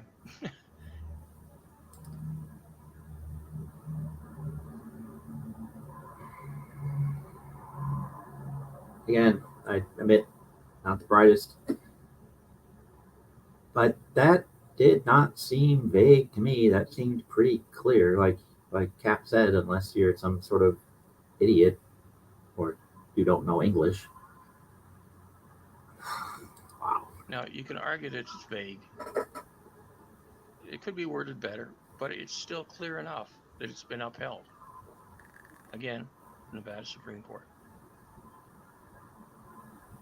And again, now this next part goes into, yeah, this is funny. Fails to provide a person of ordinary intelligence fair notice of what is prohibited. At no point does the officer have to explain the law to you. They might be nice enough to tell you what you're getting your ass arrested for or what you're getting charged with. They usually do. But you don't have to go, they don't have to go out of their way to explain what the definition of obstruction is or resisting is. That's up to the court.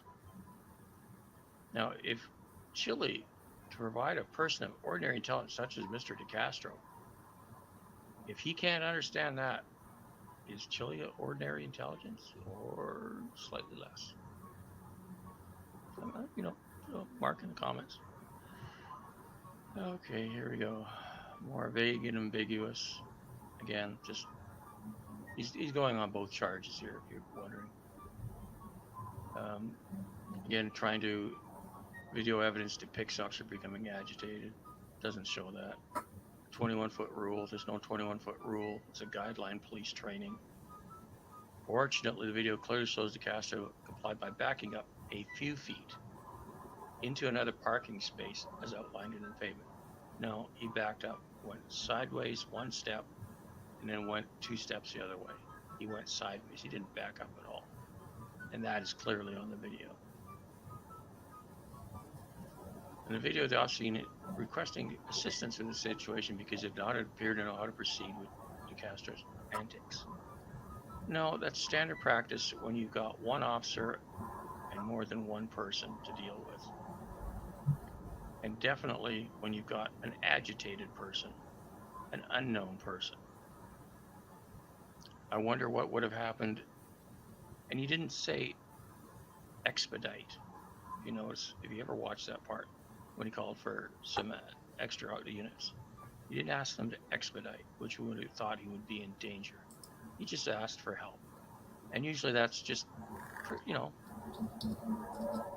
if he gets stupid enough, there's someone else to help him. Remember, Chile is the great MMA, gonna beat everyone down type. I'm sorry, I'm just shaking my head reading this. You probably can hear the rattle. Okay. Now, okay, this is the part where he tries to go after the judge. Onset of the relatively brief trial, the trial judge repeatedly chastised DeCastro. Almost immediately, the trial court twice warns DeCastro regarding his behavior. Now, Chile's behavior started over an hour before the trial started. Yep. He was sitting on the bench, his feet on the bench, using his phone, behind a sign that said no phones, no videotaping. So right there, he's that's a court order. So he also assumed that the judge was warned that he had a habit or known Chile's videos. His own videos show him recording. Actually, this is something that just popped back into my head. The whole behavior in court that he was showing, he has to put his feet up on the bench, and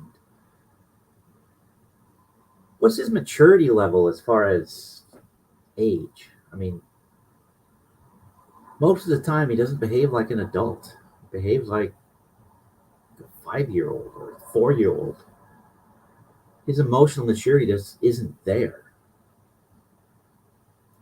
Now, the trial begins with the court announcing the granting of 2 media requests. Neither one of those was Chile's. And the judge probably did see Chile's very own videos, because she did say that she had looked at them, of him surreptitiously recording trials. Even when he says, "Oh, I'm not recording," and then continues to do so. So why would the judge, after seeing the behavior before, decide that all of a sudden Chili's going to be a good boy and not do anything? And you notice he did have both phones on still. He didn't turn them off like he was requested to. Did she say And as that soon as they were in on, that case or the when he asked? okay. I'm sorry, which one? I don't remember that at the initial hearing. I thought that statement was from the second hearing when he was trying to bond out. I thought that was the bond hearing. Oh, that he was still talking about it, or that she'd seen his That video. that she'd watched the video, or that she had that there were videos that existed. I didn't know if she had actually heard that. It didn't come across to me that way because um typically a judge is not going to review somebody's YouTube channel. They will get information produced by like the clerks or prosecution or even defense for things like that because she is technically the arbiter of fact. So unless it's introduced in the case, she should not be reviewing it at that time for the initial one. Right. He's been making that argument though since the very first trial that the judge had watched all his videos and was very familiar with him. Which Knowing what I know and who I know, I would say they don't give a shit right, yeah, unless it's produced in the courtroom. They have to rule on it. They are not touching it with a 10-foot pole because that means they would put themselves in a legal quagmire kind of thing. So yeah. yeah. Well, that's why he's making the accusations. But not only would it be bad job wise, but just They I have think rules. They have plus ethics and rules that they have to abide by. You are not going to break those for some dumbass YouTuber right, having a pissant misdemeanor case. yep. But no, what was definitely in the first trial was that she did bring up that he started his behavior before the trial even started. He was rude to the bailiff. He was Oh, right. confrontational with the bailiff. I think that's what was in the first. Uh, but yeah, I'm pretty sure in the bond hearing is where she said that he continues to his With the behavior. video stuff. Yeah. And we don't even know if she has seen any of that. It probably is. My guessing on that would be the marshals reviewing that Mm-hmm. and giving them her report because that's their job. Yep. They are there to do all the law enforcement stuff, enforce that.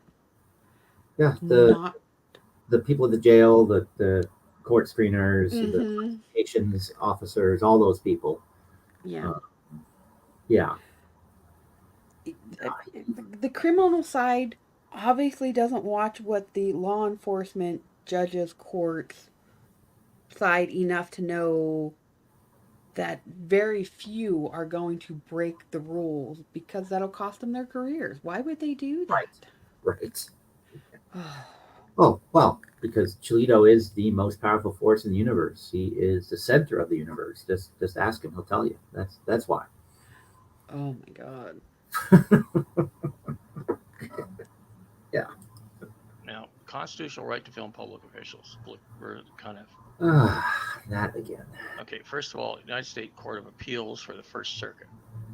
Nevada, the closest you can go is the Ninth Circuit, I believe.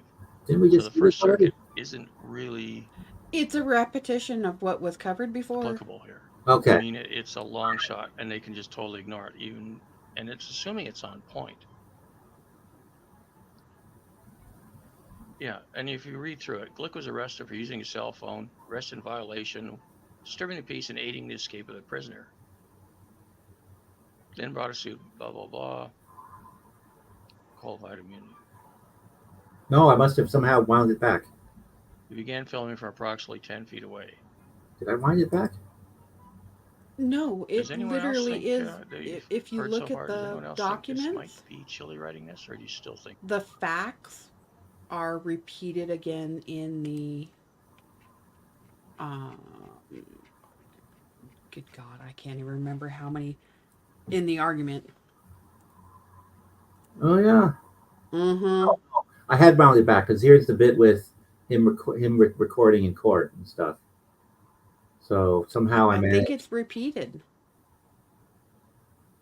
Well, let's see.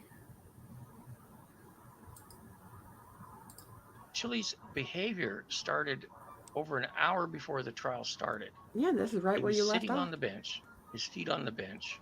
I'm sorry. What? That's right where you left off. Is right in there. Yeah, yeah. So I somehow managed to. Using his phone behind a sign that said There you no go. phones, no videotaping. So right there, he's that's a court order. So he also assumed that the judge was warned that he had a habit or known Chili's videos. His own videos show him recording. Now, the trial begins with the court announcing the granting of 2 media requests. Neither one of those was Chili's. And the judge probably did see Chili's very own videos, because she did say that she had looked at them, of him surreptitiously recording trials, even when he says, "Oh, I'm not recording," and then continues to do so. So why would the judge, after seeing the behavior before, decide that all of a sudden Chili's going to be a good boy and not do anything? And you notice he did have both phones on still. He didn't turn them off like he was requested to. And as soon as they were on, I believe that's the point where the judge asked to surrender his phones. And, Chili has to get, female judge can't let things slide. You already are. Want to be part of your YouTube? You already are. Hmm. And then, of course, calls the marshal a pig.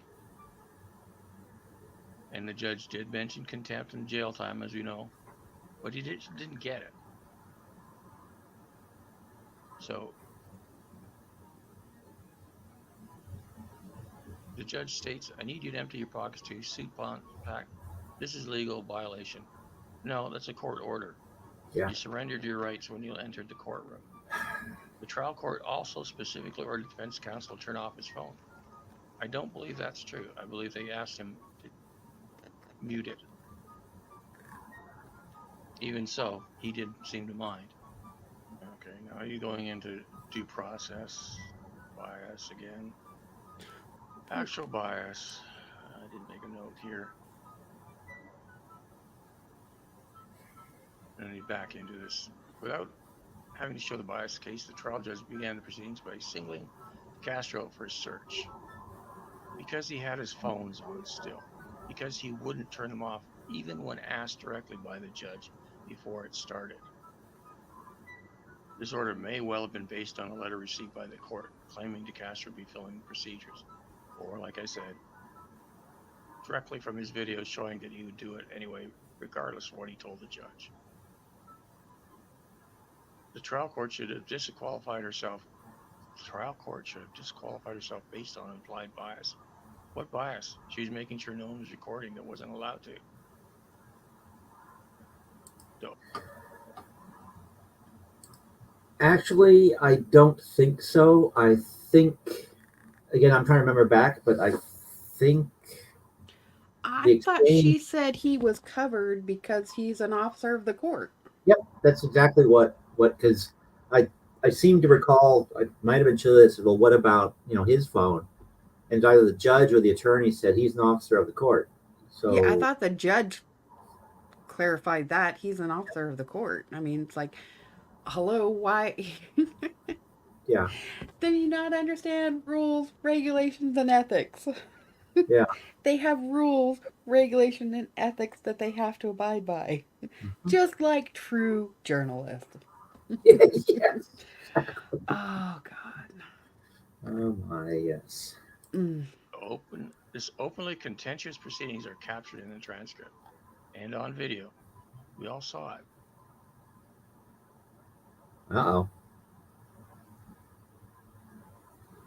Oh, is YouTube doing its YouTubey thing again? Looks like it. It's been doing this for a It couple. wasn't the judge. It was Chile. Back now, here's where he starts throwing me under the bus. Counsel's performance fell below objective standard of reasonableness. Counsel's errors were so severe they rendered the verdict unreliable. And it Wait, goes into a bunch of stuff. I somehow missed this portion that people have covered. Oh, Orem is throwing me under the bus? Oh, if Moram wrote this, yeah, but uh, that I Wow. find unlikely. But again, the theory, and I think It's Kathmet. still got Orem's signature on this, though. Yeah, that's true. He signed off on it. Yeah, He did. Oh, yeah, that is true. Actually, okay, yeah, I'd forgotten about that because I was nodding along with Cap's comment that Orem was probably still distracted by the murder trial. Not well, distracted, as in emphasizing the murder trial he was wrapping up, and Cholito and some assistant got together and put this this whatever this is together. But it from watching Orem initially, he didn't seem like he was inclined to point the finger at at me. That was my impression, at least. I'm gonna have to go watch Our Nevada Judges, all of those again, because, like, even when me showed up, at previous times when Chili didn't show up. Yeah. Wow. Well, and when I look at that, the initial trial, Cholito didn't bother showing up to me's office like he was supposed to. He was sitting in court making an ass of himself, so they didn't have a chance to talk strategy or anything. And me's body language seemed to say that, and other people have said this, that I'm done with this, I'm over this, and he was, again. It seemed to me that he was just playing into Chili's bullshit. Well, I think there was a script that Chili had in his mind, and he Yeah. kind of probably wrote out some things for me that he wanted addressed. And me probably looked at that and went, I can't do that in court. I mean, Right. oh, wow. Yeah. Rules, regulations, and ethics. Yes, That can exactly. be my new rules, regulations, and ethics. Oh, wow. But, okay, so is me retiring or is Orem retiring? Because they have to work in a very small jurisdiction. I mean, Yeah, that's something else too. These people all know each other. They all are colleagues, mm-hmm. basically. Um, Mm. yeah. Mm. We've already had one encounter a couple weeks ago between a family of attorneys and split ups and divorces. We don't need another one, thanks. Stuff that is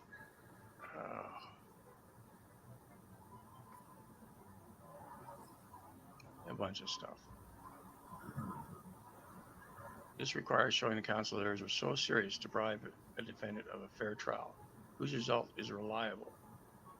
So let's see what he says caused them.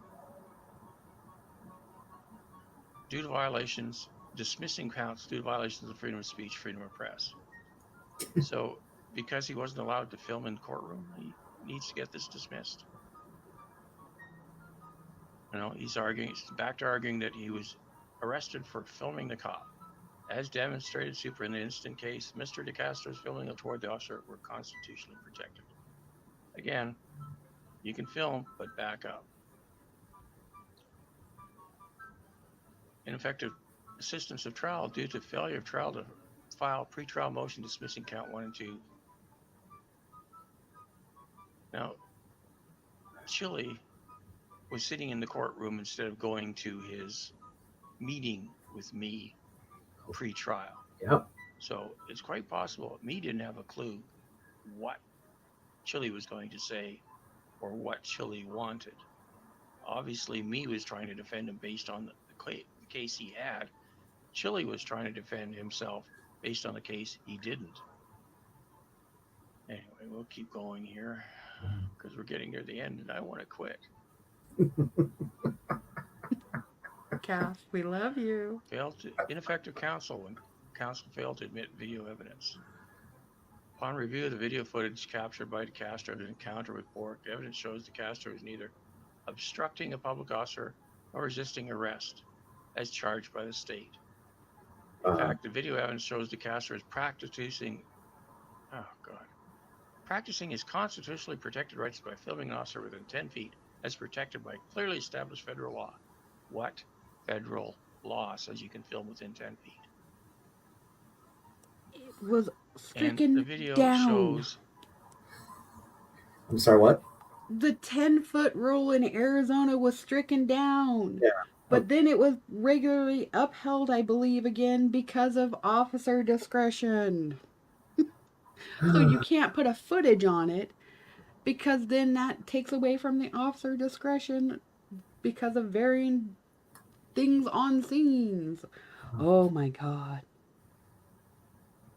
Jeez.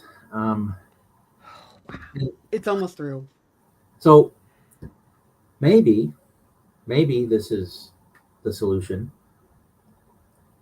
Chili DeCastro is in fact a manifestation of a parallel universe that bleeds through into our world. And anyone that's close to him, they are in that parallel universe. And in that parallel universe, he did not resist the officer. He did not do any of the things that appear on camera. I was here at the time of that arrest. I didn't get sucked into that universe. We were actually in Vegas at that time. Because it was like, how is this happening? God. Oh my God. Him obstructing, and the resisting part was basically when they were trying to get him just to comply. Yeah. Turn around and face the car. He kept turning around. Remember how his ulnar nerve was? Yeah. Even he's standing there, he's saying, but I'm facing the car. And he's not facing the car. He's standing sort of sideways to the car.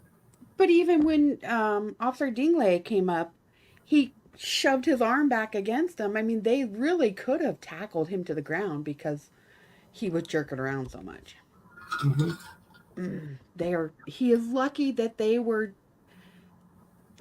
in enough frame of mind to kind of just control the situation without them going to extremes. Yeah. Oh, because if somebody would have acted like that, I would have paddled their ass. That's what he needs. He needs a good spanking. Yeah. And maturity level of a 5-year-old. This is, yeah. Yeah. Damaged because the officer kept squeezing it and so forth and so on. Yet Chile was suing for $5 million and couldn't be bothered to get a medical test to show the permanent nerve damage. Remember that one? Anyway, the video evidence at that point is from multiple directions, and it shows Chile twisting and turning, not being compliant, not just standing there. That's all he had to do was just stand there. He could have talked to the windshield, could have talked to the cop, but no, he's got to turn and face him. Even when he's told, don't, just face the car. That's where he got the resisting charge. Nothing to do with his violation of constitutional rights. Well, this, thank God, is at the end of this dumpster fire of an appeal. So, oh my. I invite you to think it over. And I've done this slow enough, you probably can read the stupid thing. I'll probably put a link to the original document if you like in the description. But remember, Chile was charged with obstruction and resisting. And obstruction is basically just stopping the cop from doing his job. Resisting is the same thing but physically. The obstruction charge was when he interfered with the traffic stop. The resisting charge was when he wasn't being compliant and was twisting and turning and physically going against lawful orders. It's as simple as that. He was told he could film. Just back up. So, did Chile argue anything that makes sense here? And I do say Chile because I don't think Orem had anything at all to do with this thing. It's poorly written. Well, except like you said, Liz, Orem's signature is down here. Yeah, So he signed off. I don't know how or why he would sign off on this other than to say, okay, well, I did the thing. So, oh my God. Yeah. I don't know if I should feel sorry for him and attorney me for having to deal with that, or they didn't do their own due diligence in taking a client. Yeah. I mean, me probably didn't know what he was getting into, but me probably could have given Orem a heads up. I think probably me knew more than Orem did, though, because he had gone to how many of the Oh, yeah, pretrial stuff that's true. to cover for Chile or for asking for extensions or Yeah. So he probably had more personal dealings with him. That's probably correct. Oh boy. There's mistakes through the whole thing, and the case citations are just out there. Typical Chile stuff, not related. Wrong districts, wrong courts, so forth, so on. So I think this, like I said it before, I think this one is basically going to get dismissed before it even gets to the date. But we'll find out.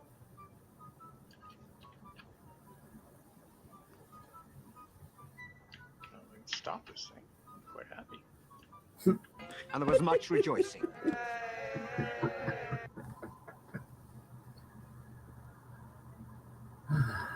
Yeah.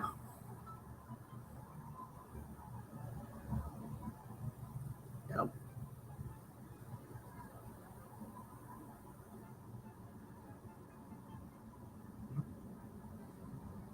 Well,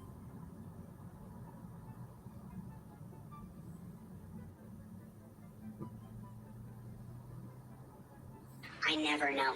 I never know. You can't make this shit up. Oh Cat my Talia, God. he is a treasure. I just don't get it. I literally am gonna have to go back to like Artie's corporate fiction and watch all of those videos in portions again, and then the Our Nevada judges as well, and look at all of those, and be like, I'm gonna have to count how many times he said step back, and like time mark it, and then when he continued after he dismissed the lady in the car, even the one he pulled over, where he kind of the path of movement, that's across town for me. I may go and take a tape measure one of these days and actually tape measure. Oh, that's right. You're right See if there. we can, see if we can line up between vehicles so we can see distances and be like, people, this is how far he moved back. That would be an I interesting. wonder. I wonder if I could bribe my husband to. Well, before it gets too hot for the summer. Wasn't there a barbecue place right there? I mean, that you could. Oh, Right good thinking, Steve. I mean, he does love I barbecue. seem to call there some reference to a restaurant or something, right? Yeah, there. There's a barbecue place. Well, there you go. There you go. There's the bribe right there. I may have to do that next week. I'm Well, trying to think what days are appointments and things. That would be great. It'll have to be in the middle of the week. We try to avoid going out during the weekends just because it's Vegas. There's craziness. There's more people in town coming in and doing events. And so we try to do anything we do during the week. So we avoid all the crowds. So it's nice that he's retired and stuff now. So yeah. Yeah, actually, there are people from up here that fly down to Vegas for the weekend. It just blows my mind that well, once or twice a month they fly down to Vegas and have a good time and fly back. Yeah, Okay. they're also probably younger than us, right? Oh yes, oh yes. There is We used that. to do stuff like that too. Actually, yeah, yeah. I Well, used to drive all the way from like northern, the Bay Area, San Francisco Bay Area, down to Yuma, Arizona for a couple of days and then turn around and drive back home. huh, yeah, yeah. Now that I'm remembering, yep, you're right. We didn't think anything about it. It was just like, but also, I'm trying to think, when did we have to start taking shoes off at the airport? Yeah, actually, I had some friends in town this week and visiting with them, and I haven't been on a plane for what is this 2024? So about 12 years, and apparently it's gotten even worse than it was 12 years ago. So uh, yeah, only only when I know someone is going to be taking their plane somewhere will I hop on board, fly with them. Yeah, I think it's been 20 years since I've flown. Yeah, so I mean, I think it had just started right about that time. Yeah, yeah, uh, yeah. No, it's my traveling days are done, I think. I don't mind doing it by car. Well, yes and no. As long as it's scheduled, but we have a halfway point or things like that. We're not doing the 10, 14-hour drives Oh yeah, anymore. yeah. Yeah. Oh yeah, yeah. Driving. Actually, just even a couple of trips I took down to Utah again around 2010, 2011. I planned it out, so oh yeah, I'm going to stop at this hotel. Even back then, I didn't. I was tired of the long drives. Now, oh, I drove down to the Mermaid Museum uh, down in what the hell? I'm blanking on the place, but yeah, a couple hours. Man, now I'm starting to double think, rethink this whole adding 20 minutes to my commute. I was about to say, you're adding, so technically you're adding almost an hour to your day. Yeah, yeah, yeah, and Steve. it's clicking in my mind why it was that one of my coworkers got all excited because oh, carpool, we have more people to carpool with. Because a lot of my colleagues live down in that direction, some even further away, which just boggles my mind. But um, if you're going to carpool it, that's different. yeah, Because at least you only have to do it, what, maybe once or twice a week? Or if you're the control freak, you always drive. yep, yep, that and she'd be the one driving, so which would be fine by me. um So there's literally nothing for you to have to contend with. right, yeah, You just get in a vehicle. You can bring a book. Can you read in the car? yep. You play on your phone. See, nothing, and you it's probably more cost effective to drive her vehicle than it is even your own. So paying her for part of the gas for the week, psh, Well, yeah, wear there and you tear go. on her car, not mine. Yep, that's Yeah.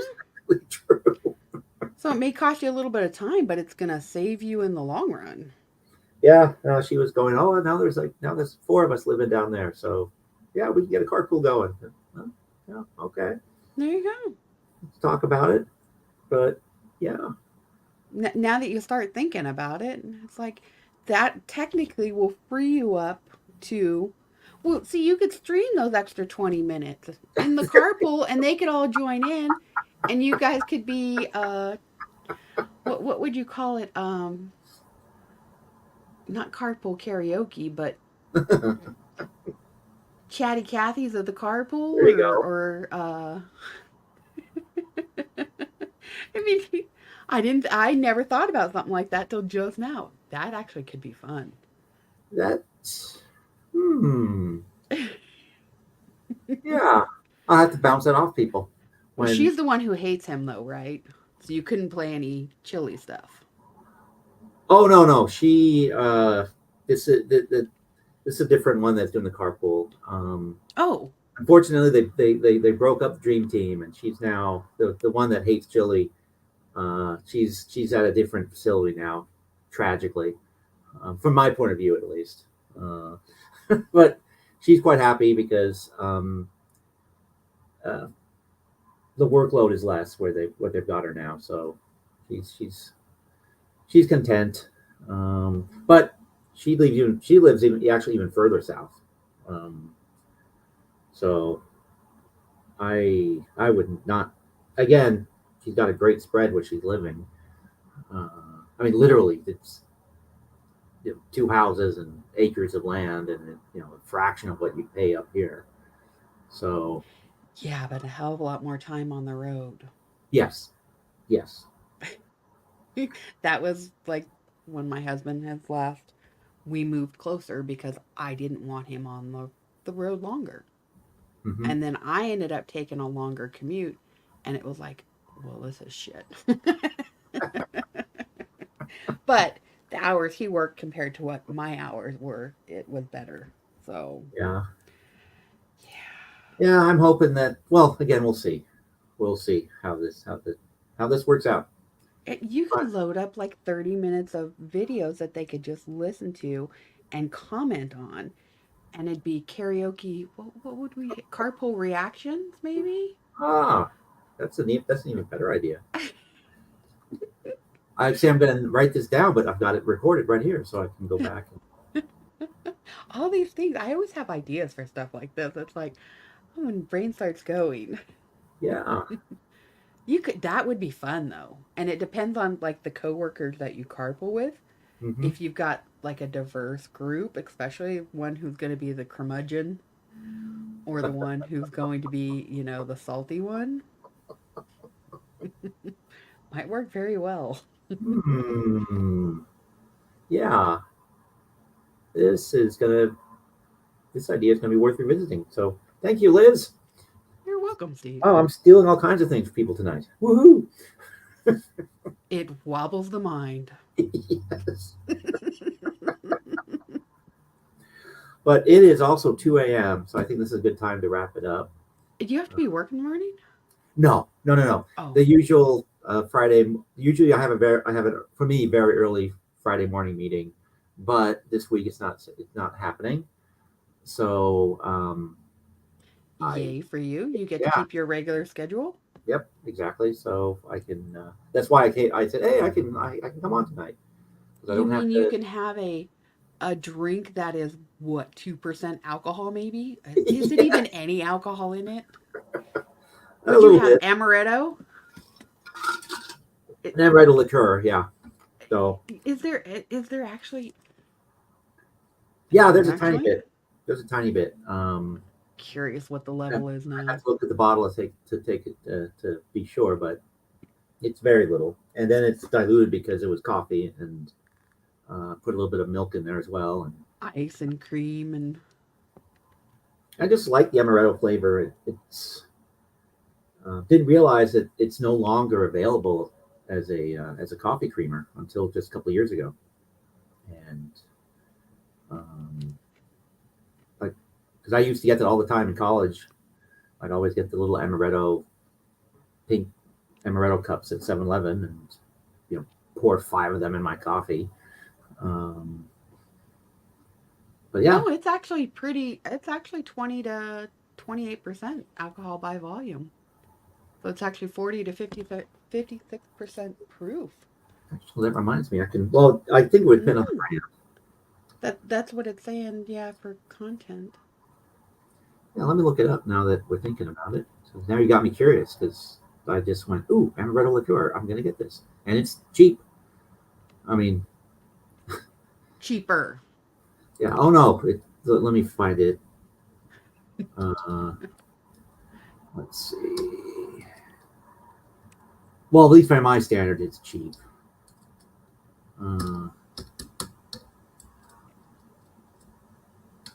Let's see. There we go. I think I spelled it right. Yes, I did. So yeah, it's J brand, 30 proof, 700 milliliter for $8. So yeah, it's dirt cheap. At least it seems that way to me.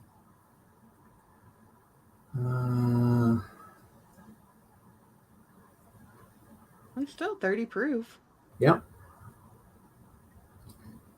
Yep. The brand is J Brandt, whatever that means. But a manufacturer. Yeah. Distillery. Wait, you're not that far out of where? What? It's not far out of Coos Bay. It's south of Brookings. There's a distillery down there that made some killer rum. I will find it. Okay, yeah. I still have a bottle of it, I think, somewhere. It was good. It was everything that they did. We went on a little taste testing. It was like, this is good. And you guys are small name. It was great. Oh, okay. I think it was out of Brookings. And it's like, how's that far? What is that? 6-8 hours maybe from you? No. Where is this in? Brookings, Oregon? Yeah. Yeah, Brookings, Oregon. There it is. Yeah, thereabouts.